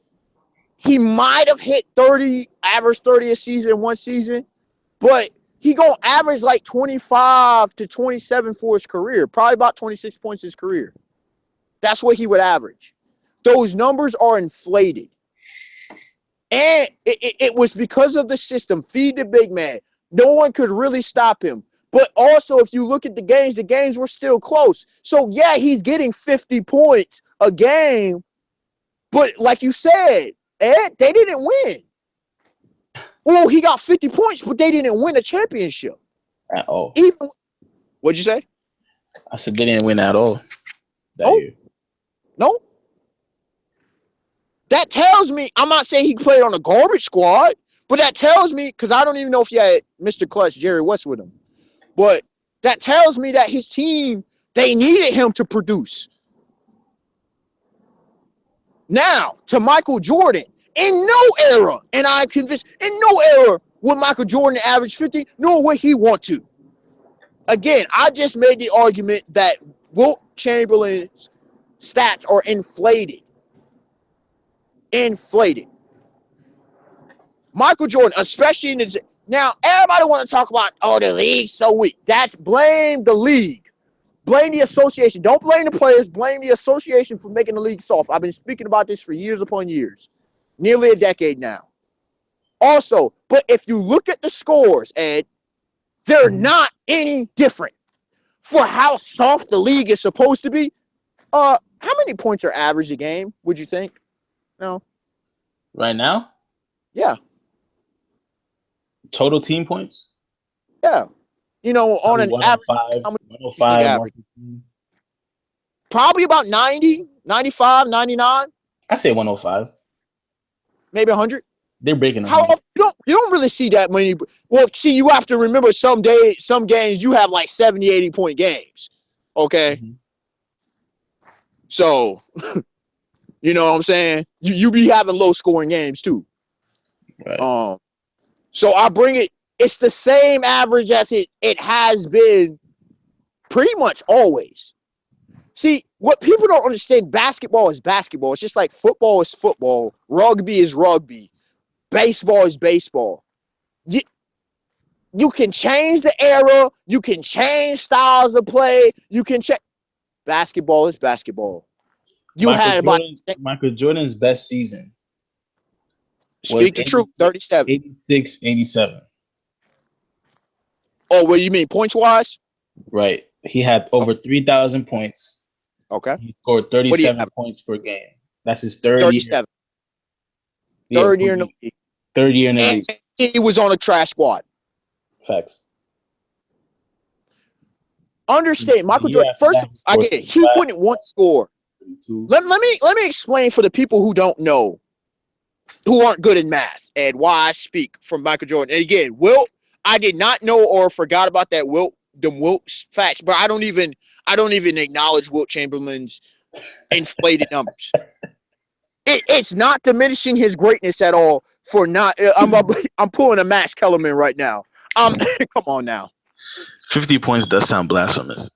It's blasphemous. 44. Again, if you scoring 50 and not winning, I'm not hearing it.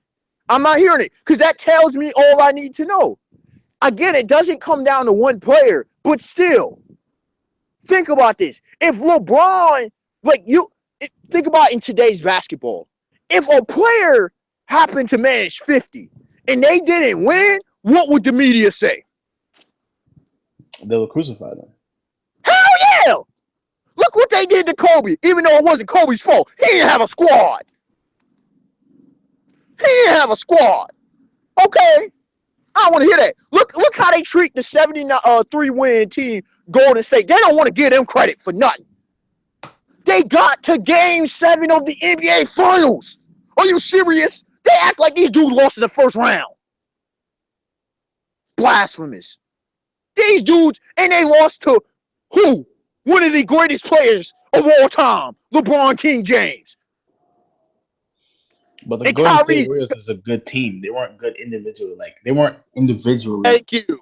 I mean, you had Steph. Good team. Steph was nasty. Clay's nice. He's good. He's a really good player. Clay was probably the best shooting guard of the league. Yeah. Because D-Wade couldn't stay healthy. So, and then again, Russell Westbrook, you know, he was playing point guard, but he really a shooting guard. So, you know. I mean, yeah, but we got to take it for what it is. They say he's a point guard, so I would say Klay Thompson was the best shooting guard in the league. Yeah, last season, yeah, I would agree with that. Hold on. I'm trying to remember all the point guard. I mean, all the shooting guards. Who else?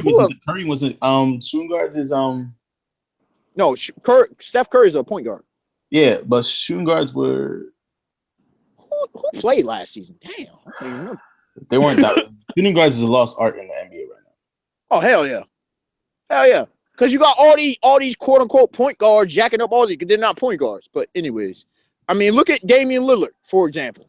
Not knocking Damian Lillard because the man can ball, but still, he's one of my favorites right now. Yeah, I mean the young blood can ball. You know, I still say this: Brandon Roy, forget Russell Westbrook. Okay, if Brandon Roy didn't have to retire because of that degenerative knee, bruh. The tops were Klay Thompson, Jimmy Butler, James Harden, Dwayne Wade, DeMar DeRozan. Honestly, James Harden was the best. C.J. McCollum, and Bradley Beal. Yeah, how did I forget about James Harden? I'm asleep.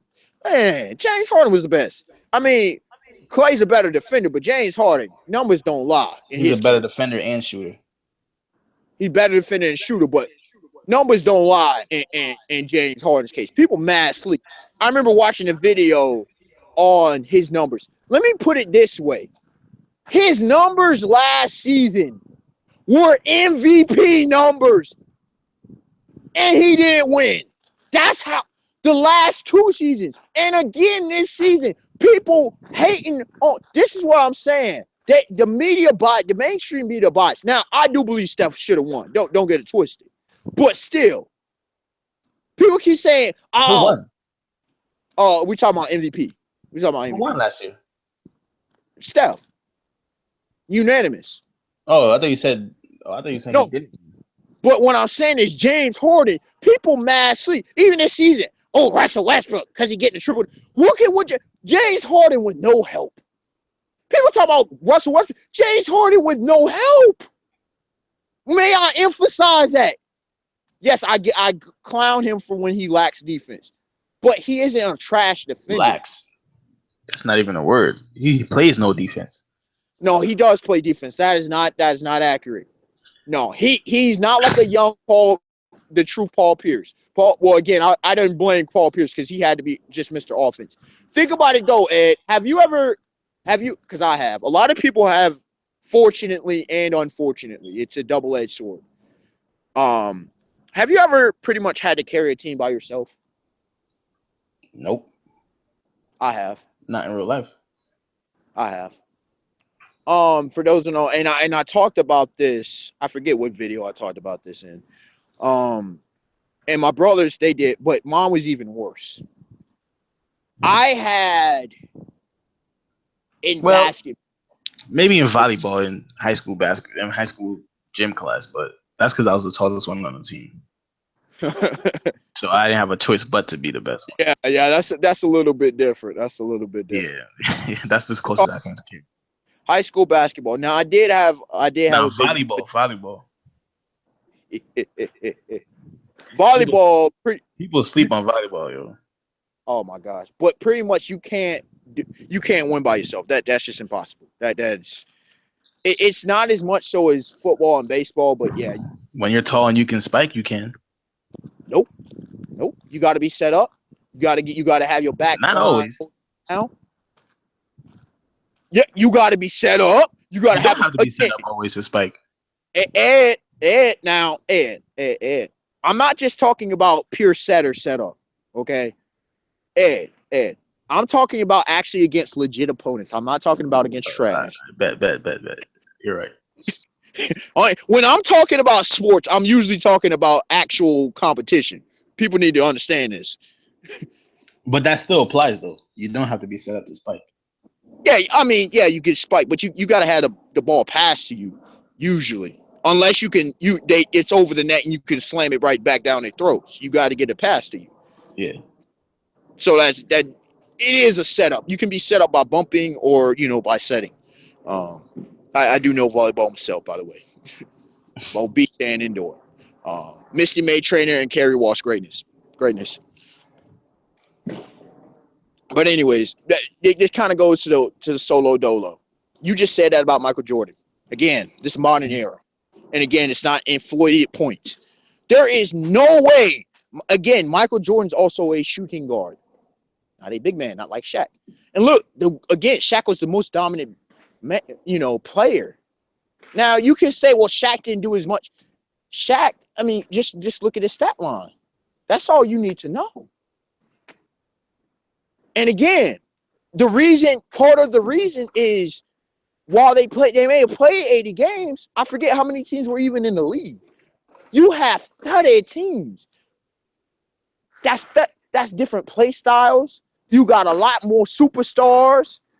I mean, Jordan, for him to average, okay, people got to understand this. This is 82. This is if he can stay healthy, number one, first and foremost. He has to some games score 60, 70 points, 50, because some games he going to drop only like 20, 25. The most Jordan would get in this era at average, and this is me being generous, is 37, what he averaged that one season for his career. That's it. 50? Are you think LeBron gonna let him get 50 on average? You think the Golden State Warriors? What'd you say? LeBron wouldn't have a choice. No, what I'm saying is you think LeBron would let him get 50 on average? You telling me Golden State and the Spurs wouldn't have something to say about that? They couldn't stop Curry. Wait. Who couldn't stop Curry? Nobody in the league. How many points did Curry average last season? I'm not talking about points. I'm talking about his threes. What he dominated in. Jordan dominated in. That's different. That is factual, and I tell people that. And also, I do believe he was hurt during the playoffs. That's not an excuse. That's on some real. He could not get elevation. But I agree. That's what I kept trying to tell people. You can't stop that. First of all, that's not stopping Steph Curry. You just can't stop that. I remember because people were saying, well, it's the man-to-man. In no era, in past, present, or future, what I will reiterate, you can't stop. You cannot make a defense to stop a 40-foot jump shot. It's impossible. Especially one who hits it better than most people shooting threes. May I reiterate that? He shoots a 40-foot jumper better than most people will ever shoot a three-pointer. Hell, better than most people shoot a two-pointer. Are you, again, I'm not talking about in the paint. Are you serious? That's unstoppable. Forget the skyhook. If you can consistently hit a 40-foot jump, first of all, most coaches and teams won't even let you shoot that. That's how lethal that is. And for good reason. I remember KD criticizing that, and I remember first taking and it was saying it because KD was talking about he taking the right kind of shots. What people don't understand is while the mainstream media didn't pick up on something, okay? KD also launches from 30 himself. So I don't want to hear that. He's not criticizing Steph Curry. What he was criticizing was he was taking shots at the mainstream media for overhyping it. That's what he was doing. He's saying, yeah, I could pull up from 42, but that's not in my team. My team does, like, no, that's just no. Like, we don't, my team doesn't allow that, which is another reason why he left. He was sending subliminal shots. I did a couple videos dealing with, and I probably still need to do another. Probably forgot another video I need to do. I probably need to do another one dealing with James, dealing with a number of facts. I know I did videos dealing with why KD left and much more on that. Why did he leave and go to the Warriors though?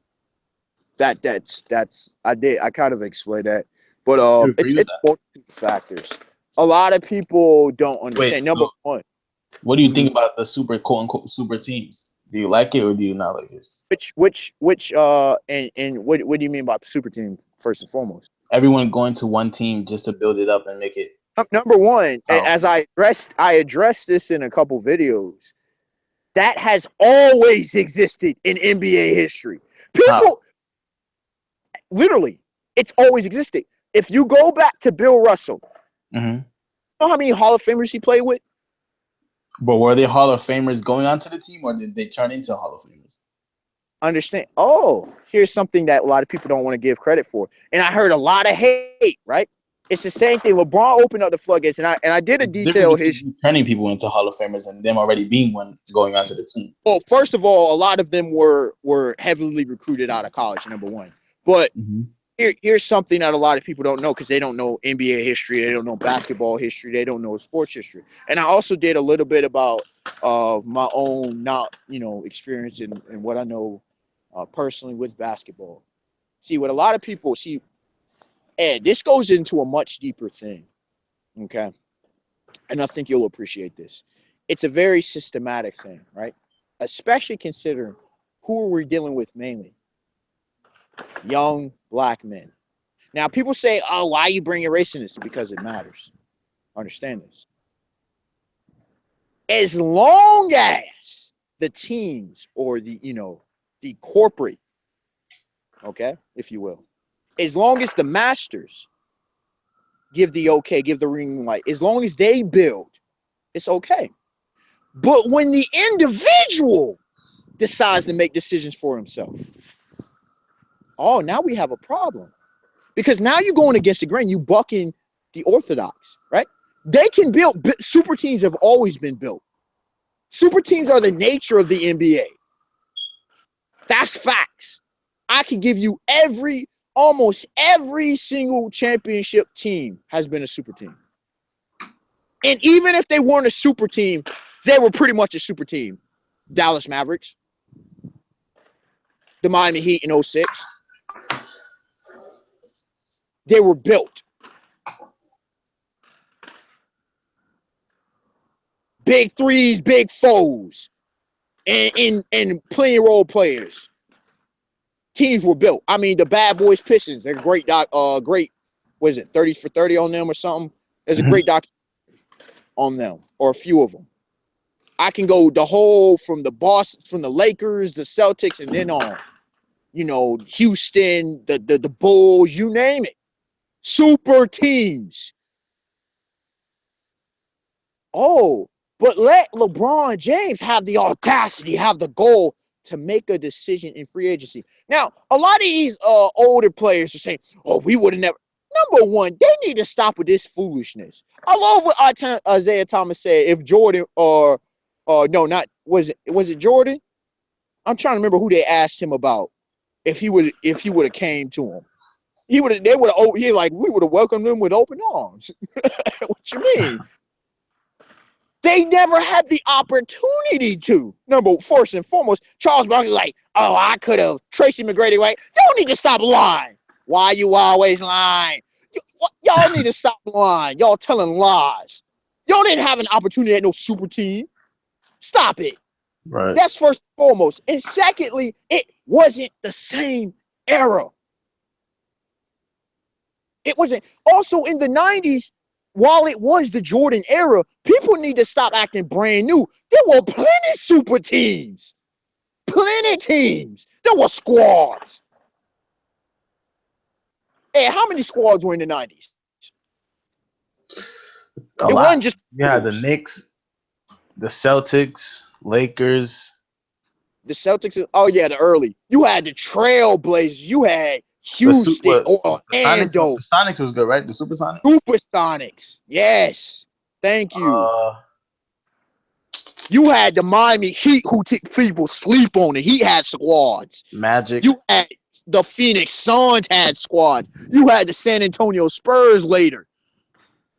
Half the league at one point or another had a squad.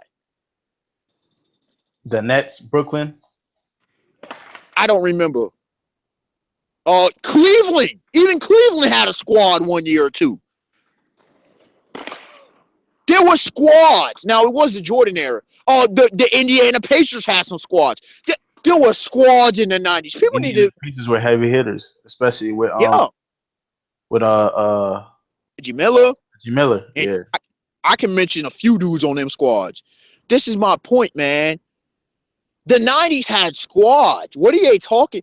Charles Barkley, Sir Charles, I respect it, but that's some foolishness. You and I both know. Oh, I couldn't know. You didn't have to go to, because you couldn't. See, it wasn't an era of super teams. It was an era of role players. All you needed was one or two stars because that's all they could really get. Teams weren't going to make mega deals for one player. They couldn't afford it. Because you had 4, 5, 6 other squads. But in this era, there are actually more squads who are competitive, but serious.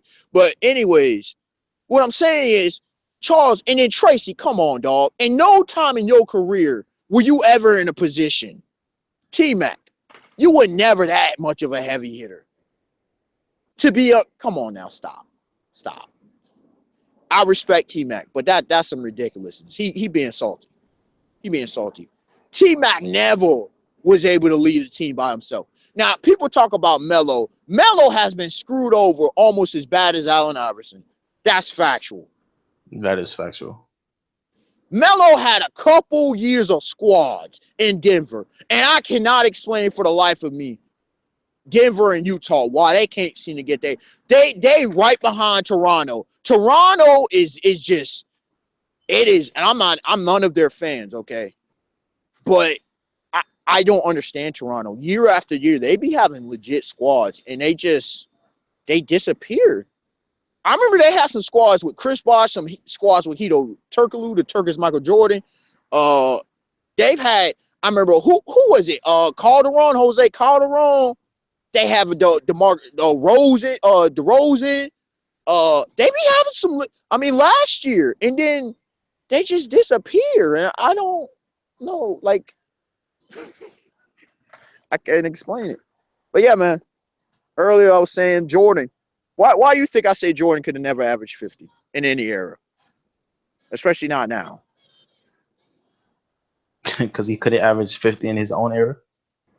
Yeah, some saying, well, it's harder, it's heavy hitting. I'll go with the excuses people make. It's softer now. It's guard oriented. Why do I still say he can't average?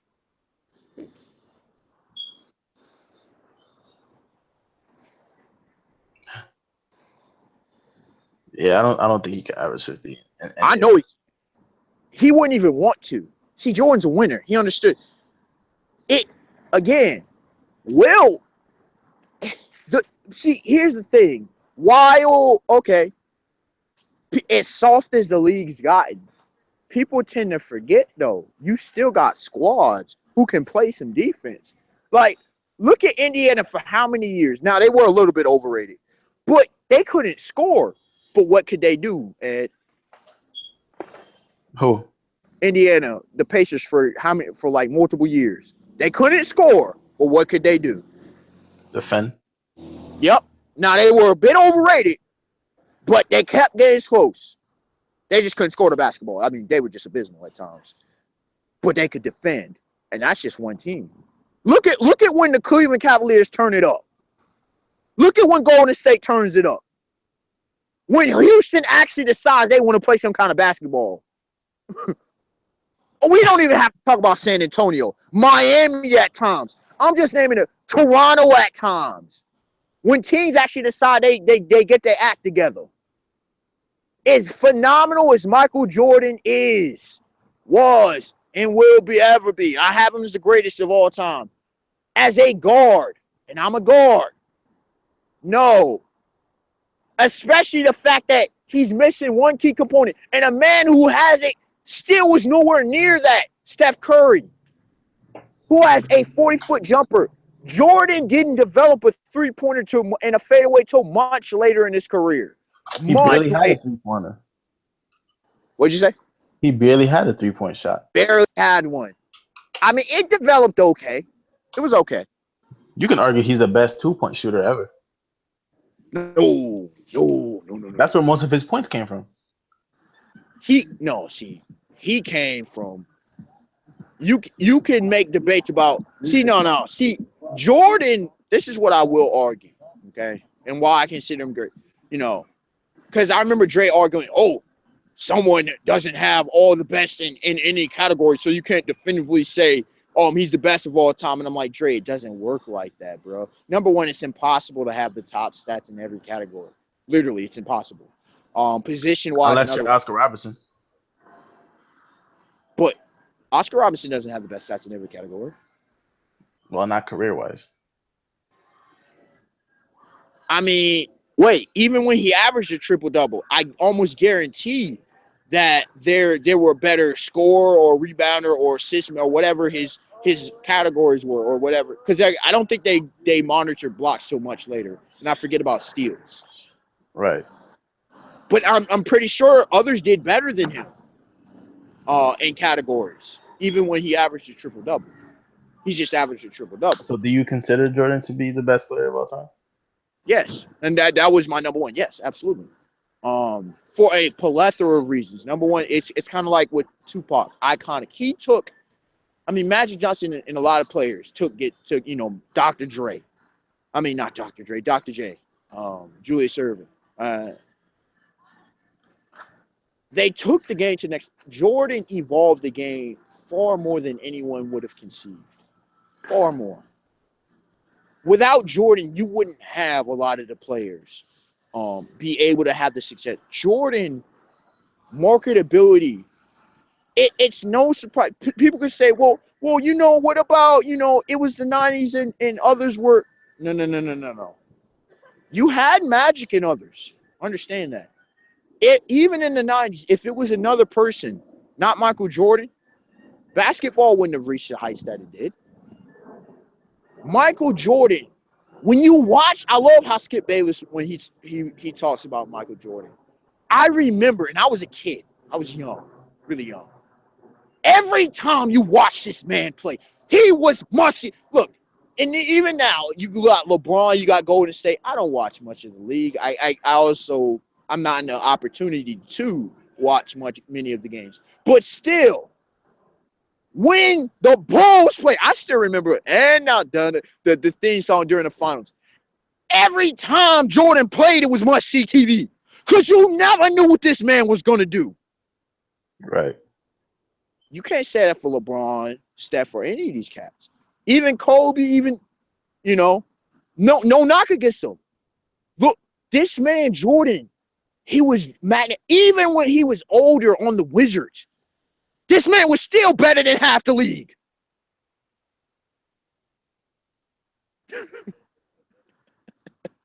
Still better than half the league. After coming back from how many years being out. People were still questioning, are we going to bring him back? When he's like 45. Legitimately, there were legitimate questions. Because they still knew he would be better than much. You just, LeBron James is such an anomaly. People will question, will we ever see a better athlete than Michael Jordan? Ever play basketball? Or better, Michael Jordan, 6'6". People don't understand what this, go back and watch this dude. This dude's he has highlight reels. You got, they say that human highlight would dominate with, no. This man was the true human highlight. This man has so many highlight reels. He has highlight reels of his highlight reels. That they have trouble. Like, they be making top 10 lists of his top 10 lists. This dude, I'm not overhyping him. I'm being dead serious. There's no nostalgia.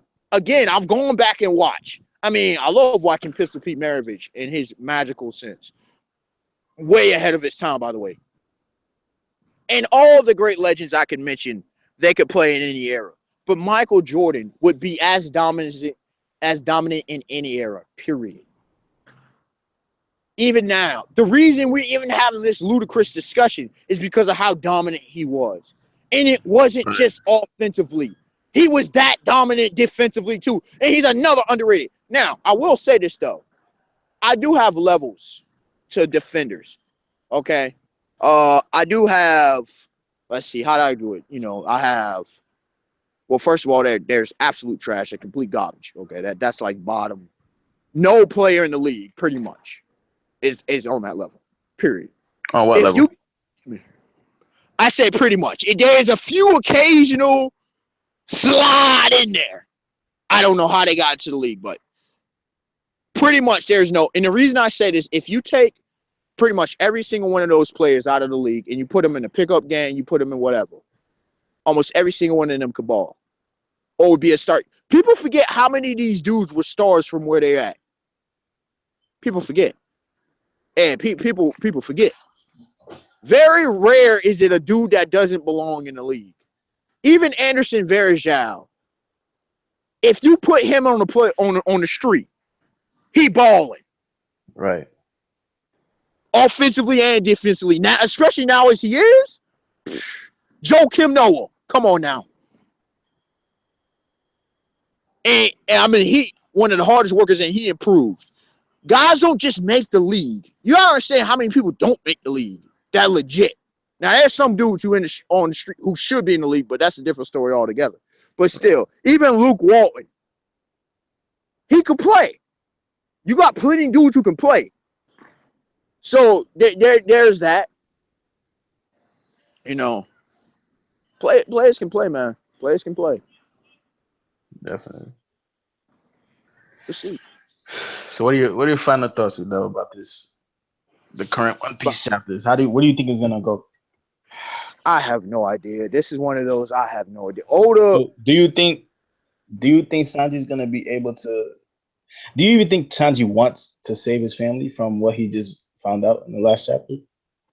I had Sanji fighting Electric Blue, Niji. First, I think Ichibi's on a different level. I think Vinspo Judge and Ichiji Sparking Red are above Sanji. I do. Mm-hmm. But I thought Electric Blue. Yeah. See, here's the thing. Sanji doesn't hate his family. That is a misconception by some people.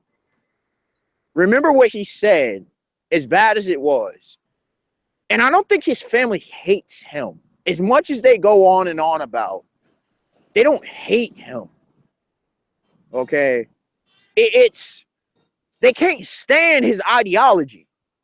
Right. Even though they say we'll never accept you. Judge, like, you just listen to what they say. Judge is like, ooh, even you could use hockey. He's impressed. It's just he doesn't like, that his son was a failure. And, his son, he's still living in the past. Right. But he doesn't hate him.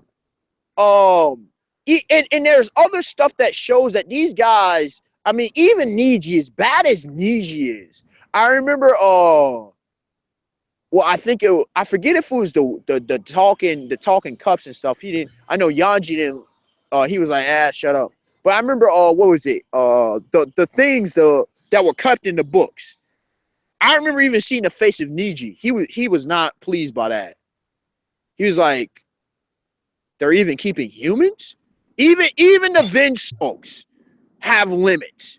That inherently tells me they're not completely bad. Right. Sanji doesn't, again, you got Reiju. I think I keep saying this. I think only really Judge and Niji are really the bad ones, especially Niji. Niji's just horrible. Right. But Ichiji, I don't think's that bad. I really don't. I've never got that. Ichiji is just like, he's the tough older brother. Pretty much that's what it is. People say, well, he beat on Sanji. Well, I mean, those people probably don't have older brothers. You know I'm going with this, eh? I mean, it was excessive, but One Piece often does that. I mean, people. I've called Garp out on his fathering. Oh, by the way, I've called him out in the past. Garp. I mean, people want to talk about the fence. No, it was bad. Don't get it twisted. But the fence. Garp threw a whole infant into a forest. Not only that, Garp's fist of love, child abuse. Yo, I know this is final thoughts, but this on a side note, because I love how people talk about Jing freaks and Son Goku is bad fathers, right? Which is not factual at all. How's Goku a bad father? Oh, you hear some blasphemous. He's never there. He's dead. This man, I mean, Goten and Gohan love him. Oh, he's a bad husband. I hear some nonsense, Ed. Oh, that we could talk about that at a different time, and I think I addressed the bad father thing in the video as well, and others have. But here you have Garp throwing your grandson, 3 years old, into a forest, a jungle, beating him. Yo, wait, let's just look at his track records, okay? Garp, all right? His son becomes the world's most wanted man. He probably forced him to be a Marine, too. Your grandson becomes one of the most notorious pirates in the world. Your adoptive grandson does the same. Your track record ain't looking good, Garp. Oh, and not to mention, Garp also hated his grandson and his adopted grandson over there some mountain bandits.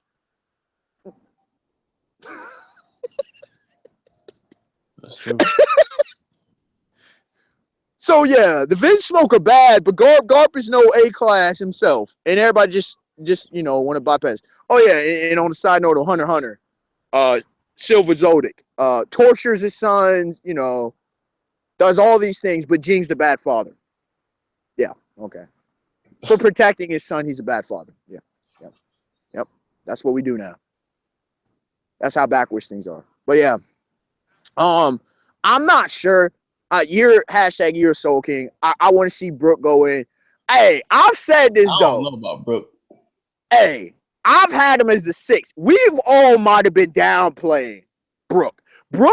See, here's the thing. Everybody believes, well, not everybody, but a lot of people want to come out and say, oh, hockey over devil fruits. That's never been established. Okay, number one, let's get this not twisted. Secondly, Sanji's hockey's not that point. And I'm not going to come out and say definite. There is no definite. But Oda could go on some slick status and prove that Brooke is either the 3rd or 4th most powerful Straw Hat. I'm just saying, Brooke, just like Zoro, has yet to even get a scratch. This dude is under threat of both Big Mem and Lady Smoothie. How is Brooke getting out of this? Now, people say, well, he's just going to get captured. I don't think he's going down without a fight. I really don't. We don't know what Brooke fully is capable of. He's always been casual. We see the full blown of Sanji, and I'm sorry, he could barely do anything to Luffy, full blown. Now you can say he ain't go all out, but he wasn't holding back either. And all he did to Luffy was knock his tooth out. I'm sorry, that's not no, out of here. So I have no idea. Oda keeps changing the game. I'm not even sure Oda knows how he wants to finish his arc at this point. Maybe he does, but I mean, at times he want to say Luffy ain't gonna fight Big Man, but then he want to make it that Luffy will fight. I don't know, man. It's crazy, dog. Yeah, it's crazy. I have no idea. Yeah, but I don't know about that Brooke situation. I have no idea how that situation. Because I thought, okay, we gonna see him versus Lady Smoothie, and he may come out Brooke come out with the upset, right? Because a lot of people, see, here's the thing, and they will say, well, the power skill. People forget matchups matter. Okay? And they say, well, if Brooke can take out a sweet commander. Wait, time out now. Hold on. Again, we don't know how powerful dudes are. Now, I'm the one that say don't sleep on high bounties, but here's the thing. What if Brooke's abilities counter everything that she does? I'm not saying she can't physically be strong, but she's also a swordsman. What if Brooke happens to be a better swordsman and he counters? She may take out most people, but Brooke just may be her Achilles heel. Doesn't make her trash. And he's a soul king, and he can counter that soul power that she has. The juice power. I'm not even talking about Big Man, but I think that as well. I keep hearing that. I think he will counter Big Man's ability. I'm like, people tend to forget. Like, I think they forget this. This is the future Pirate King's crew. I'm not trying to say they ready to fight Yonko. That ain't what I'm saying. But I've found it kind of convenient how Oda keeps doing this. And I know why he did. He didn't want to start a war this time. Luffy intentionally said that he wanted to go alone. But did you notice that on Dressrosa, half the crew wasn't even there? Yep. They had other people like, in this arc, half the crew's not even here. Even Big Man made note of that. Now, wait a second. A Yonko. Now, I know you can say, well, what did Kaido say? Okay. But Big Man made note of that. Like, you would think, like, if these Yonko, they would have nothing to fear. You would think she would be like, man. She's like, you didn't even bring your crew. The Straw Hats are dangerous. I'm not overstating them. I know most of them can't really use hockey, but I'm saying they're just dangerous, man. And if they get some of these recruits like Jinbei and Pedro, I wish Kairos, but it is what it is. And maybe Wanda, but Jinbei and Pedro, nothing personal, but screw that carrot. Screw the carrot. That's one thing I will say. Screw that carrot join train for Nakama. Screw that. No. Please, God, no. She brings nothing. And I mean absolutely nothing to the crew. Oda gonna have to work miracle magic to make me even have any interest. Pedro, since day one, when Luffy couldn't sense him with the stealth, Pedro, he stayed being impressive. They need strong. They don't need no weak. That's why I was fine with Kairos. That's why I was fine with Law, with Bellamy, who people mad sleep on, by the way. Bellamy? They need strong. Yes, people mad sleep on Bellamy. I think Bellamy, right? Bellamy could potentially, I would still have Sanji over, but Bellamy could potentially beat Sanji. He's got better armaments hockey than Sanji does. I'll tell you that. His devil fruit is nothing to play with. And who have we seen him lose to? Luffy. Also, the last time he was massively injured. If we're going to talk about Joker, then let's talk about the hyena being massively injured. Not saying he would beat Luffy, but the dude is nice. The dude is nice. Hey, also, yo and my dog Capone, though. And where's Jinbei? People are now starting to ask it again, where's Jinbei? Where's Jinbei? Zoro? I forgot what's happening to Zoro. Zoro is with Robin, Law, Frankie, Usopp, and they about to head to Wano country. Right. And that's the Wano squad. With Kinemo and all the squad. We need to get back to that storyline. Well, that storyline's next arc. That's you I mean, people tend to forget this. We dealing with a Yonko. Like, I don't think people are appreciate. For the longest time, I kept hearing people whining, we need New World. We need New World. Like Joker got it, and they're complaining. We have a Yonko now. Oh, we want Kaido. Like, I'm worried about how this situation with Big Mom is gonna go out, because this thing is about to get insane. Is this about to be an all-out war on whole cake? And wait a second, people, and I'm glad that some bringing this up. Who all's gonna be at the tea party? Hey. This is the same Big Man that said if her daughter married somebody, she'd be able to take out Kaido, Whitebeard, and Goldie Roger. This is the same Big Man that, and again, I'm curious about the North Blue and White Judge, who seems to be potent himself. Why they need Big Man's help. But this is the same Big Man who none of the Yonkos throw down with. Have you noticed that? Yep. I still think she's the weakest, but still. None of the Yonkos get involved with Big Man. Why is that? I don't know. And it's the same big man who I love the one quote with their enraged army. The people are like, man, we can't even count their bounties.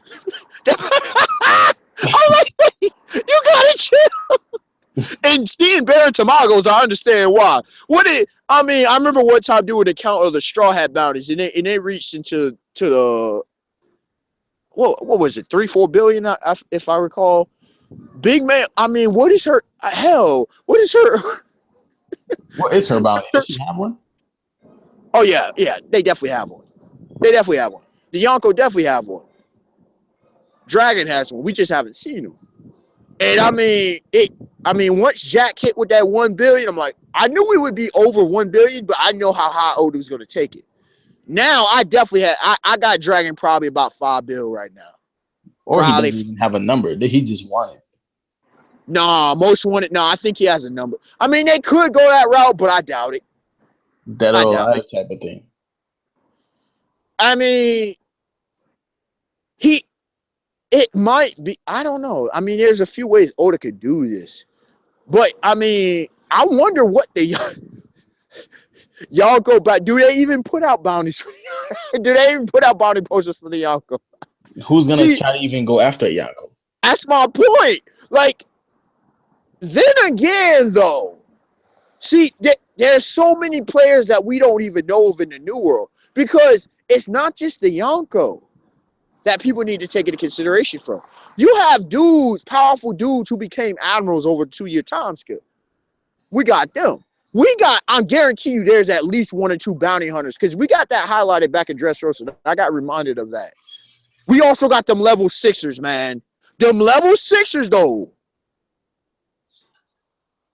erased from existence. What did they do? Also, I want to know about some of these bounties. Like, only need to start explaining how some of these cats got these bounties, because I'm getting a little. People can call me a fanboy if they want to, but I'm kind of getting a little bit pissed off, especially Law. Law, I don't think he's earned his bounty. Oda better start showing me some bounty material, because Luffy has 500 million. Now, I still say the government are downplaying him. I've been saying he should have been had 500 to 650 mil. But now, seeing Baron Pedro has 380. That was nice. That was impressive. We see all of what Luffy has done. How did Jack get 1 billion? Like, how did Lord Cracker? I need to know feats and facts. Oda, we saw that Luffy has ran through the East Blue. He took down Sir Crocodile. Y'all didn't even want to give him credit for Gecko Moria. He broke out of Impel Down. He declared war on the world government. Gecko Moria. What'd you say? Who didn't give him credit for Gecko Moria? Gorose, they said we can't do that. We gotta hide it. We gotta hide the incident. They didn't even want to give him credit. After 300 million and Marine Fort, after the time skip, they only bumped him up to 400. Right. Law and him have the same bounty. How? Because Law's a beast. I'm not saying that he isn't. But what I'm saying, first of all, I don't think they're on the same level. Not knocking them, but I just don't see it. They're not. Just bounty-wise, Law has, from what we know, has done nothing. Not even anywhere close to supposedly, after all the crap that Luffy's done. He would be a level 6er. Oh, Luffy definitely a level 6er. I mean, but it's like, it makes no sense. Oda, that I think part of it is Oda keeps intentionally downplaying Luffy. Like, let's say, and I don't think it's gonna happen like this, but I think it's optimal, because now that he's fighting Yonko, and in the next arc, or not necessarily because we have the Reverie, but with Wano, because everybody's saying team up. I don't buy it. No, Luffy's never teamed up against a main antagonist. Never. And he's the man who's going to be Pirate King. You can't be having a Pirate King win team battle. No. Unless it's a team battle, which it was with Law, because it wasn't really that they fought 2v1. People tend to forget. They act like Trable wasn't right there. All right. And Law fought Joker by himself. It was no 2v1 nonsense. No, get out of here, man. Out of here. It was all one-on-ones. Out of here. I do see Luffy fighting Kaido by himself. I do. Now, I have no idea how this arc's gonna go. I really don't. Hell, how is Luffy gonna fight Kaido? That's a good question. See, there's a lot of questions. I've been meaning to do this video. Even if he wins, that doesn't mean he's necessarily Yonko level. But remember, I said this. I think he has the tools. I just think he needs the experience. Now, people are saying, "Well, how can he take down without him making?" Here's the thing, though. With his devil fruit, now I've said his devil was OP. With Gear 4, now I think he already has Gear 5. For multiple reasons, I can give evidence towards. Also, we don't even know if he has more forms of Gear 4. We don't. As well as, have you noticed this though? Because I keep bringing this up. I've been brought this up. Why is it that Oda barely has him use Conqueror's Haki? Right. He knows more. We've already seen that he has advanced techniques. So what's going on here? That's going to come into play. I thought it was going to happen against Joker, which I was right. I said the real fight's going to happen once they use Conqueror's Haki, which it did. But again, we have yet to see him against Don Chinjao. They did nothing with Conqueror's Haki. There's more to Conqueror's Haki than that. We know this. So what is Oda hiding? Do you think Big Mom has a kind of Haki? Of course she has Conqueror's Haki. What kind? Like, what kind? Do you think she focuses on a specific kind, or is it just Conqueror's Haki? Before this arc, I would have said observation. I have no idea. I have no. I thought what I thought was gonna happen, and not judging a book by the cover, but I thought literally she was gonna have, because the way she was presented bigger than she actually is. Right. She was fat and like, not that she couldn't throw hands, but she was gonna use like sorcery to do some nasty stuff with it. This woman here, even if she can fight hand to hand, like the Yonko could throw. I was not. She blitzing. She running around. I got reminded of Gecko Moria punching the ground and breaking.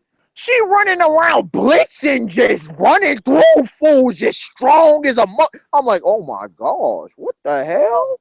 Okay. Oh, so I guess she can go straight up with Kaido and Shanks. And Whitebeard. Think of her physical power ain't no joke. I'm not saying it's the strongest in the series by any means, but it's not a joke, man. She'll wreck an island just physically. Forget any power or hockey. See, this is what I'm saying, man. Like, it seems all the Yonko, this is another shot. Again, unfortunately, another shot at Sanji. Look at Zoro and Luffy. Physically. Now, compare them to Sanji. Who never trains. I kept saying that. There is no comparison. There's no comparison. Look at the Yonko. We already know Nugay. Come on. World's strongest man. Kaido. World's strongest creature. Shanks. Even though he doesn't seem it. Look at his physical prowess. Look at Big Ma'am. Look at Teach. Look at Blackbeard. Teach. Marshall D. Teach. Hell, even look at Mihawk. Look at Hawkeyes. Look at the Shichibukai. Freaking you got Mihawk, Joker. He was a monster physically. Kuma has a devil fruit that enhances, so it doesn't matter if he's physically a monster or not. Right. Gecko Moria was a physical monster that people sleep on. Boa Hancock ain't a joke.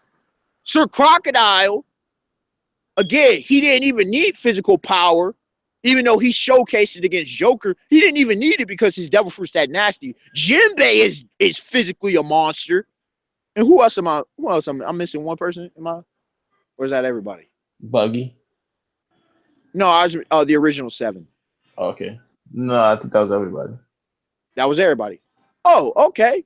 Now some of these newer blood. Who we got? Look at midget Whitebeard, monster. Another shot at law. Look. This is why, again, Buggy just happens to have abilities that just negate air like so many people. You a swordsman, you got problems. Now, Mihawk has more than just his swordsmanship. But what's Law's main fighting style? Back to the question earlier. What's Law's main fighting style? Swords. Uh-huh. And So what's Buggy supposed to do? He can Buggy split has to chop up. Word. Swords are ineffective. Even though in room he can still take Buggy. But here's the problem though. Even if somehow magically that we've never seen, he's able to do that with most people, hold up. Buggy has the perfect devil fruit to negate that. Because Buggy can control his body. Not if Law has his heart. But Law, again, those two powers might negate each other because Law can control his body too. But again, we don't, for post-time skip, for all we know, Buggy's control, I made this argument way back. For all we know, Buggy could have learned to control every part of his body. Because I said he needs to get over that weakness with his feet on the ground. He could, for all we know, Buggy could attack you from 360 now with his blades. And people sleep on the knife blade. That's one of the most unique in the series, fighting styles. Do you think he's gonna be able to break up his body into like bacterial level type thing? I don't know. Maybe molecular. Maybe I don't know if Odo will take it that far. I think that would be nasty. Wouldn't that be his awakening though? Again, with awakenings, all right. Because everybody wants to bring up awakening. I'm saying stop on the awakening hype train, not you, but stop on the awakening hype train to the One Piece fandom. We barely know anything about Devil Fruits, number one. We've seen only a few examples. Now, I do think Chopper's, at least to a degree, I think the Monster Point has something to do with his awakening. I do find a problem with the Golden Buddha, because I do think Chopper in the series an enlightened human, kind of like a Buddha, but anyways. We've seen with the Zoans, right? We've seen one example of a paramecia user, and everybody want to talk about awakening. We don't know anything, and people want to even talk about Logi awake. We don't know anything. You do have a point though, but again, I remember, I forget who it was. I forget if it was Joe Boy or somebody else that talked about, the devil fruit names, or if it was KOL or somebody else. I can't remember. I watched a lot of different jobs. But here's the thing. How do we know that the names that they're given, I know people say, well, these are their names. Hear me out. Let's say they are going back ancient, right? How do we know the names that they're given are their actual devil fruit abilities? How do we know that the user are actually using them properly? Now, Luffy's rubber seems to be the case. Okay, maybe that is it. But some of these devil fruits, like, think about this. Lord Cracker's biscuit. That's mad. See, abilities like that are mad suspect. Why? Or the lick. Oh, yeah. A lot of Big Mam's kids' abilities. The lick devil. No, that doesn't even sound right. The sticky with Trable. Does that even sound right? And does that sound right? No. These paramecia abilities. Maybe the Zoans and the low gears, you can go, all right, yeah. We got magma and ice, and we got a leopard, and okay. But the paramecias, nah, bro. I think there is some stuff that we just don't know. And again, this goes full circle back to what we were talking about Dr. Vegapunk. We meet Dr. Vegapunk. Again, we might find out that Luffy only, let's say, because he never was taught, again, I've made the claim, and this ties into it. We might find out that Luffy only knows like how to half use his devil fruit. Someone said in the comment section, "You're crazy. Sanji beat Bellamy." I guess he's saying. I do have Sanji as the edge, but I will say that Bellamy has the potential. People don't understand matchups in One Piece or Bleach or any other, or Naruto. You know Naruto, right, Ed? Yeah.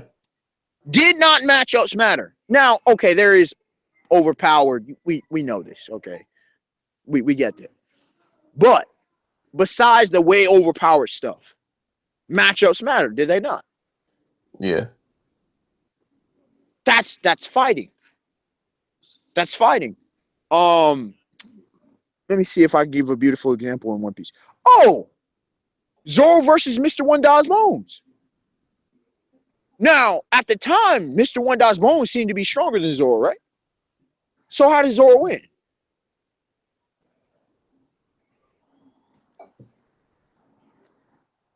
Then he cut him? Yeah, he was able to cut him down. Oh, and again, and this is not me hating on Sanji, but this is since this is stuff I've been talking about, and since it's kind of connected, and people want to bring up that whole Bellamy thing. Okay. Now, people, for the people who think Sanji equal to Zoro, nonsense. Tell me, which, really, think about this. Besides maybe Hachi and maybe a few of the other early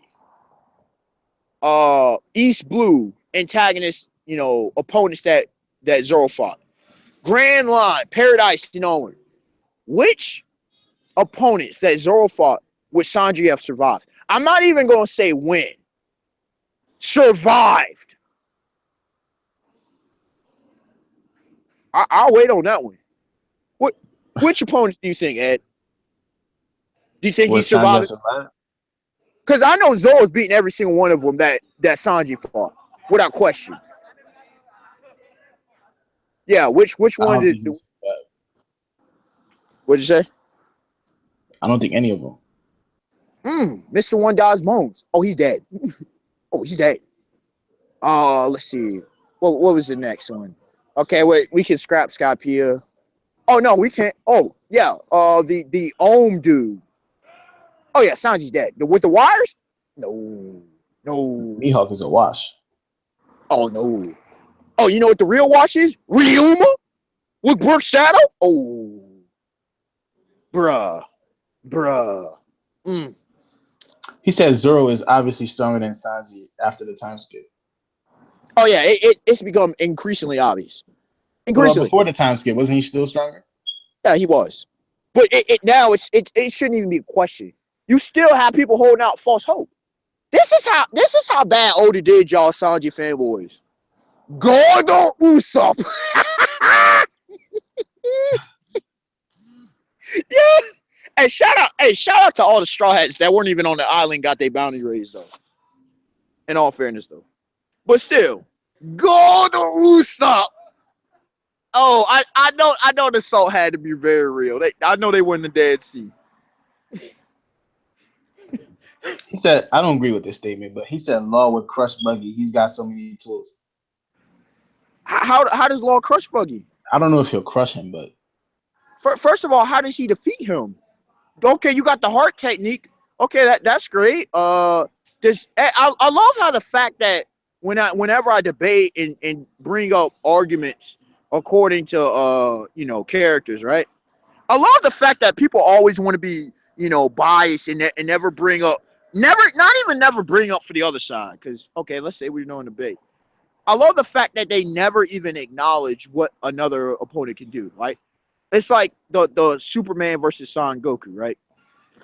You got the Superman fanboys don't even know anything about Son Goku, pretty much. Don't acknowledge any of his techniques. Don't again, Buggy. Y'all heard what I said earlier. Hopefully, Buggy has yet to take an L.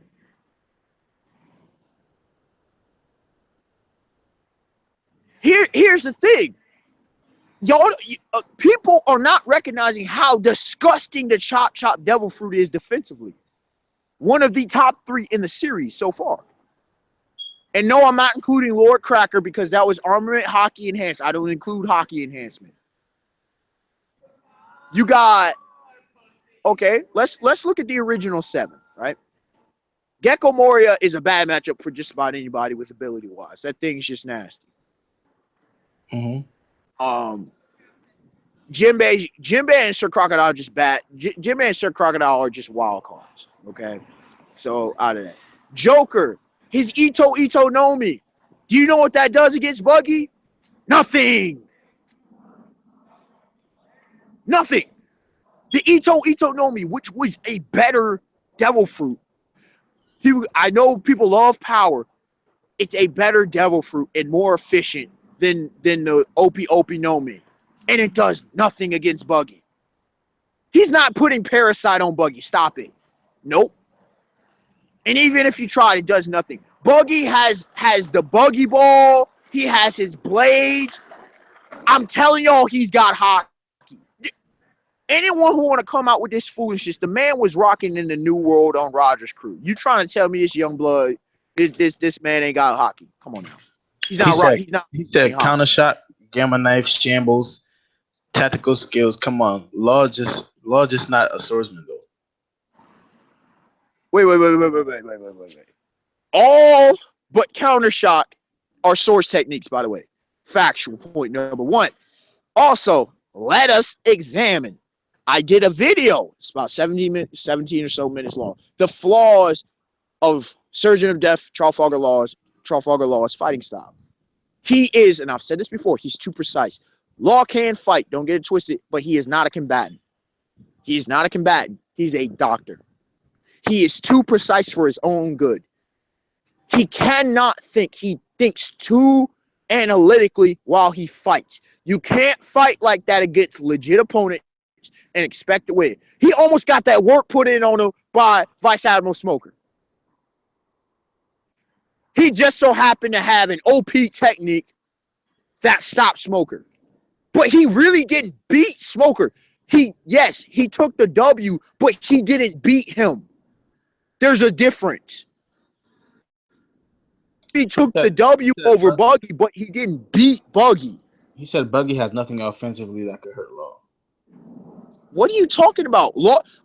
Wait. Last time I checked, Law is a human, correct? Right? Yeah. Law is human. Law is not Sakazuki, a tank, right? Last time I checked, correct? You know, he said Law smash Smoker. What? I really do think people did not watch and read that fight. Because if they watched and read that fight, they would know that Law was constantly on the defensive, the same way he was against Joker. He was on the defensive. The only way Law got him was the heart technique. Now, I'm not saying Law was going to inherently lose, but he could have. People mad sleep on Smoker. Oh, yeah. And a shout out to Smoker, because against Vice Admiral Vergo even stated that Smoker wasn't even fighting his normal fighting style. Just FYI. He said Law's a tactician. You can be all the tactician. Well, I love that. I eat that argument alive, and I love that tactician argument because guess what? I get that argument about Shikamaru all the time, right? I've said this. You can be a tactician. You can have all the players you want. If you can't execute or not powerful enough to execute them, it doesn't matter. You can come up with tactics A, B, C, and D. But if you can't execute, bada bing, bada boom. Okay, Mr. Law's a tactician. With all you OP, Law can control anything in this room, even though he took major L's to Joker. Are y'all saying that he can do that same to Kaido? Mr. He can control everything. Are you gonna say? Because I hear people say, "Oh, he can take away the sword from Zoro." Is he gonna do that against Shanks and Mihawk? Is he gonna do that against Big Mouth? Is he gonna do that against Teach? If no, then I don't want to hear it. Because what's the difference? UW. None of them are Logias. He said you need to rewatch that fight, bro. He came out of there and took out the whole G5 easy. Fodder! You want to cook it for taking out fodder? G5 was fire, bro. What did I say? I mentioned him earlier. I accidentally called him G8 because I was thinking about one of the best filler arcs. G5, excuse me. No, none of whom were mentioned. They're all fodder. He said that's not a fair argument. What's not a fair argument? I don't know. He didn't specify. He said that's not. Are you talking about against the Yonko? None of them are Logia, correct? No, because I'm so sick and tired of, oh, he has the room and he can do anything in his room. No, he can't. For example, he can't do anything in his room. No, he can't. For example, we have yet to see him full-blown teleport. We've seen him do he did teleport, actually. In Punk Hazard.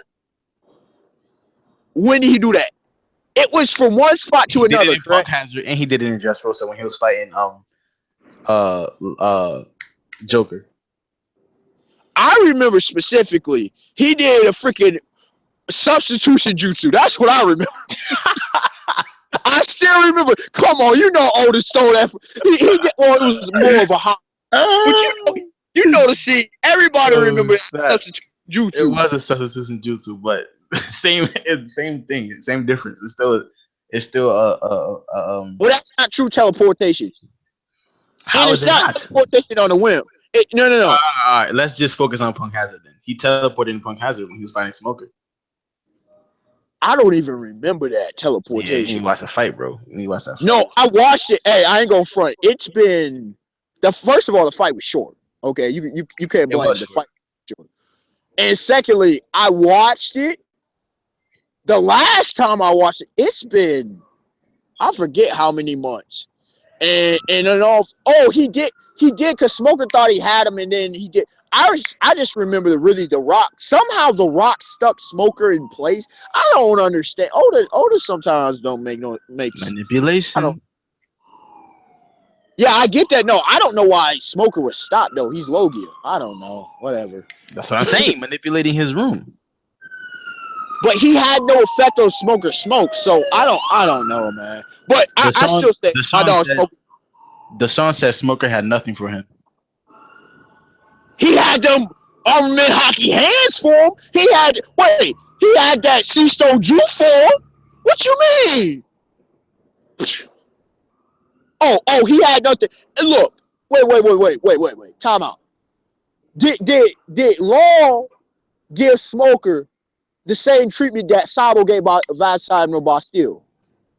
And I'm not hating on Bastille. People downplay Bastille. No, he didn't give him that treatment. Was it an actual fight? He said you need to rewatch it. Your memory is fogged. It is a bit foggy. But was it an actual fight?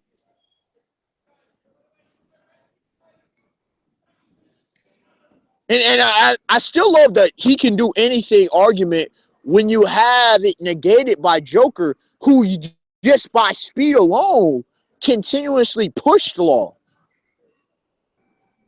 Law, here's the reality. Law only landed one shot on Joker by himself. And you know how he landed that shot on Joker? It's because he distracted Joker. He landed an ejection shot because he distracted him. Joker let down his guard because Law pretty much insulted Joker. I Joker, agree. He said Sabo is way stronger than Law. Sabo is way stronger. And he said, and Bastille, come on. Wait. Bastille's a vice admiral of the headquarters. Hold on now. Sword cutter. Hold on now. And he said Smoker is not Dofi. And Smoker still pressed through.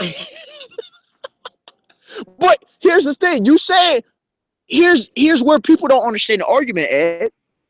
I love when people not understanding their contradictory argument. Yes, he's not Joker, but you say he can do anything in his. But yet, when he fought against Joker, a superior combatant, what happened? He got exposed completely. Couldn't do anything. All he was doing was on the defensive. All he looked like, he looked like teams when they play Golden State and the Cavs, just on the defensive. He said, so what? That fight distracting his tactics. Wait. That fight did what? Distracting him. I guess he's trying to say it distracted his tactics. But he barely. Bruh. Okay. He distracted him with his tactics. That's nice. Nobody gives Luffy credit for that, but that's nice. That's cool. But all he did was stab him once and it didn't do anything. I'm sorry, bro. Like, you got to give me something better. He said he lost to a better fighter. Yes, that's my point. That's my point.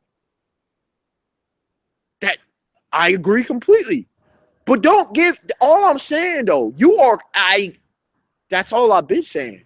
But what I'm saying is people want to come out here and act like Law's a god. Seriously. He can do anything. No, he can't. He's not that skilled with his devil fruit. My view, he barely knows how to use it. He's better at using it than Smoker. Smoker need to come up. I've done plenty of discussion on Smoker need to come up. But hell, Caesar Clown looked better with his devil fruit usage than Law did. I'm serious. Law has one of the most OP and hacks devil fruits in existence. But he barely knows how to utilize it. Also, not only does he barely know how to utilize it, he barely can utilize it in combat, which is more important in the specific that we're talking about. Because you know why? He's not a combatant. I've said this before. Hold on. Give Zoro, current Zoro, post time skip Zoro, give him Law's devil fruit, Yonko level. People can say, oh, no.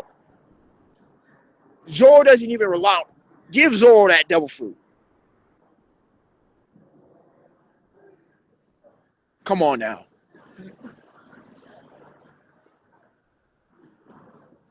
If Zoro had that devil fruit, you think we'd be having the same discussion about the Straw Hat? Oh shit! What the heck? I'm dead.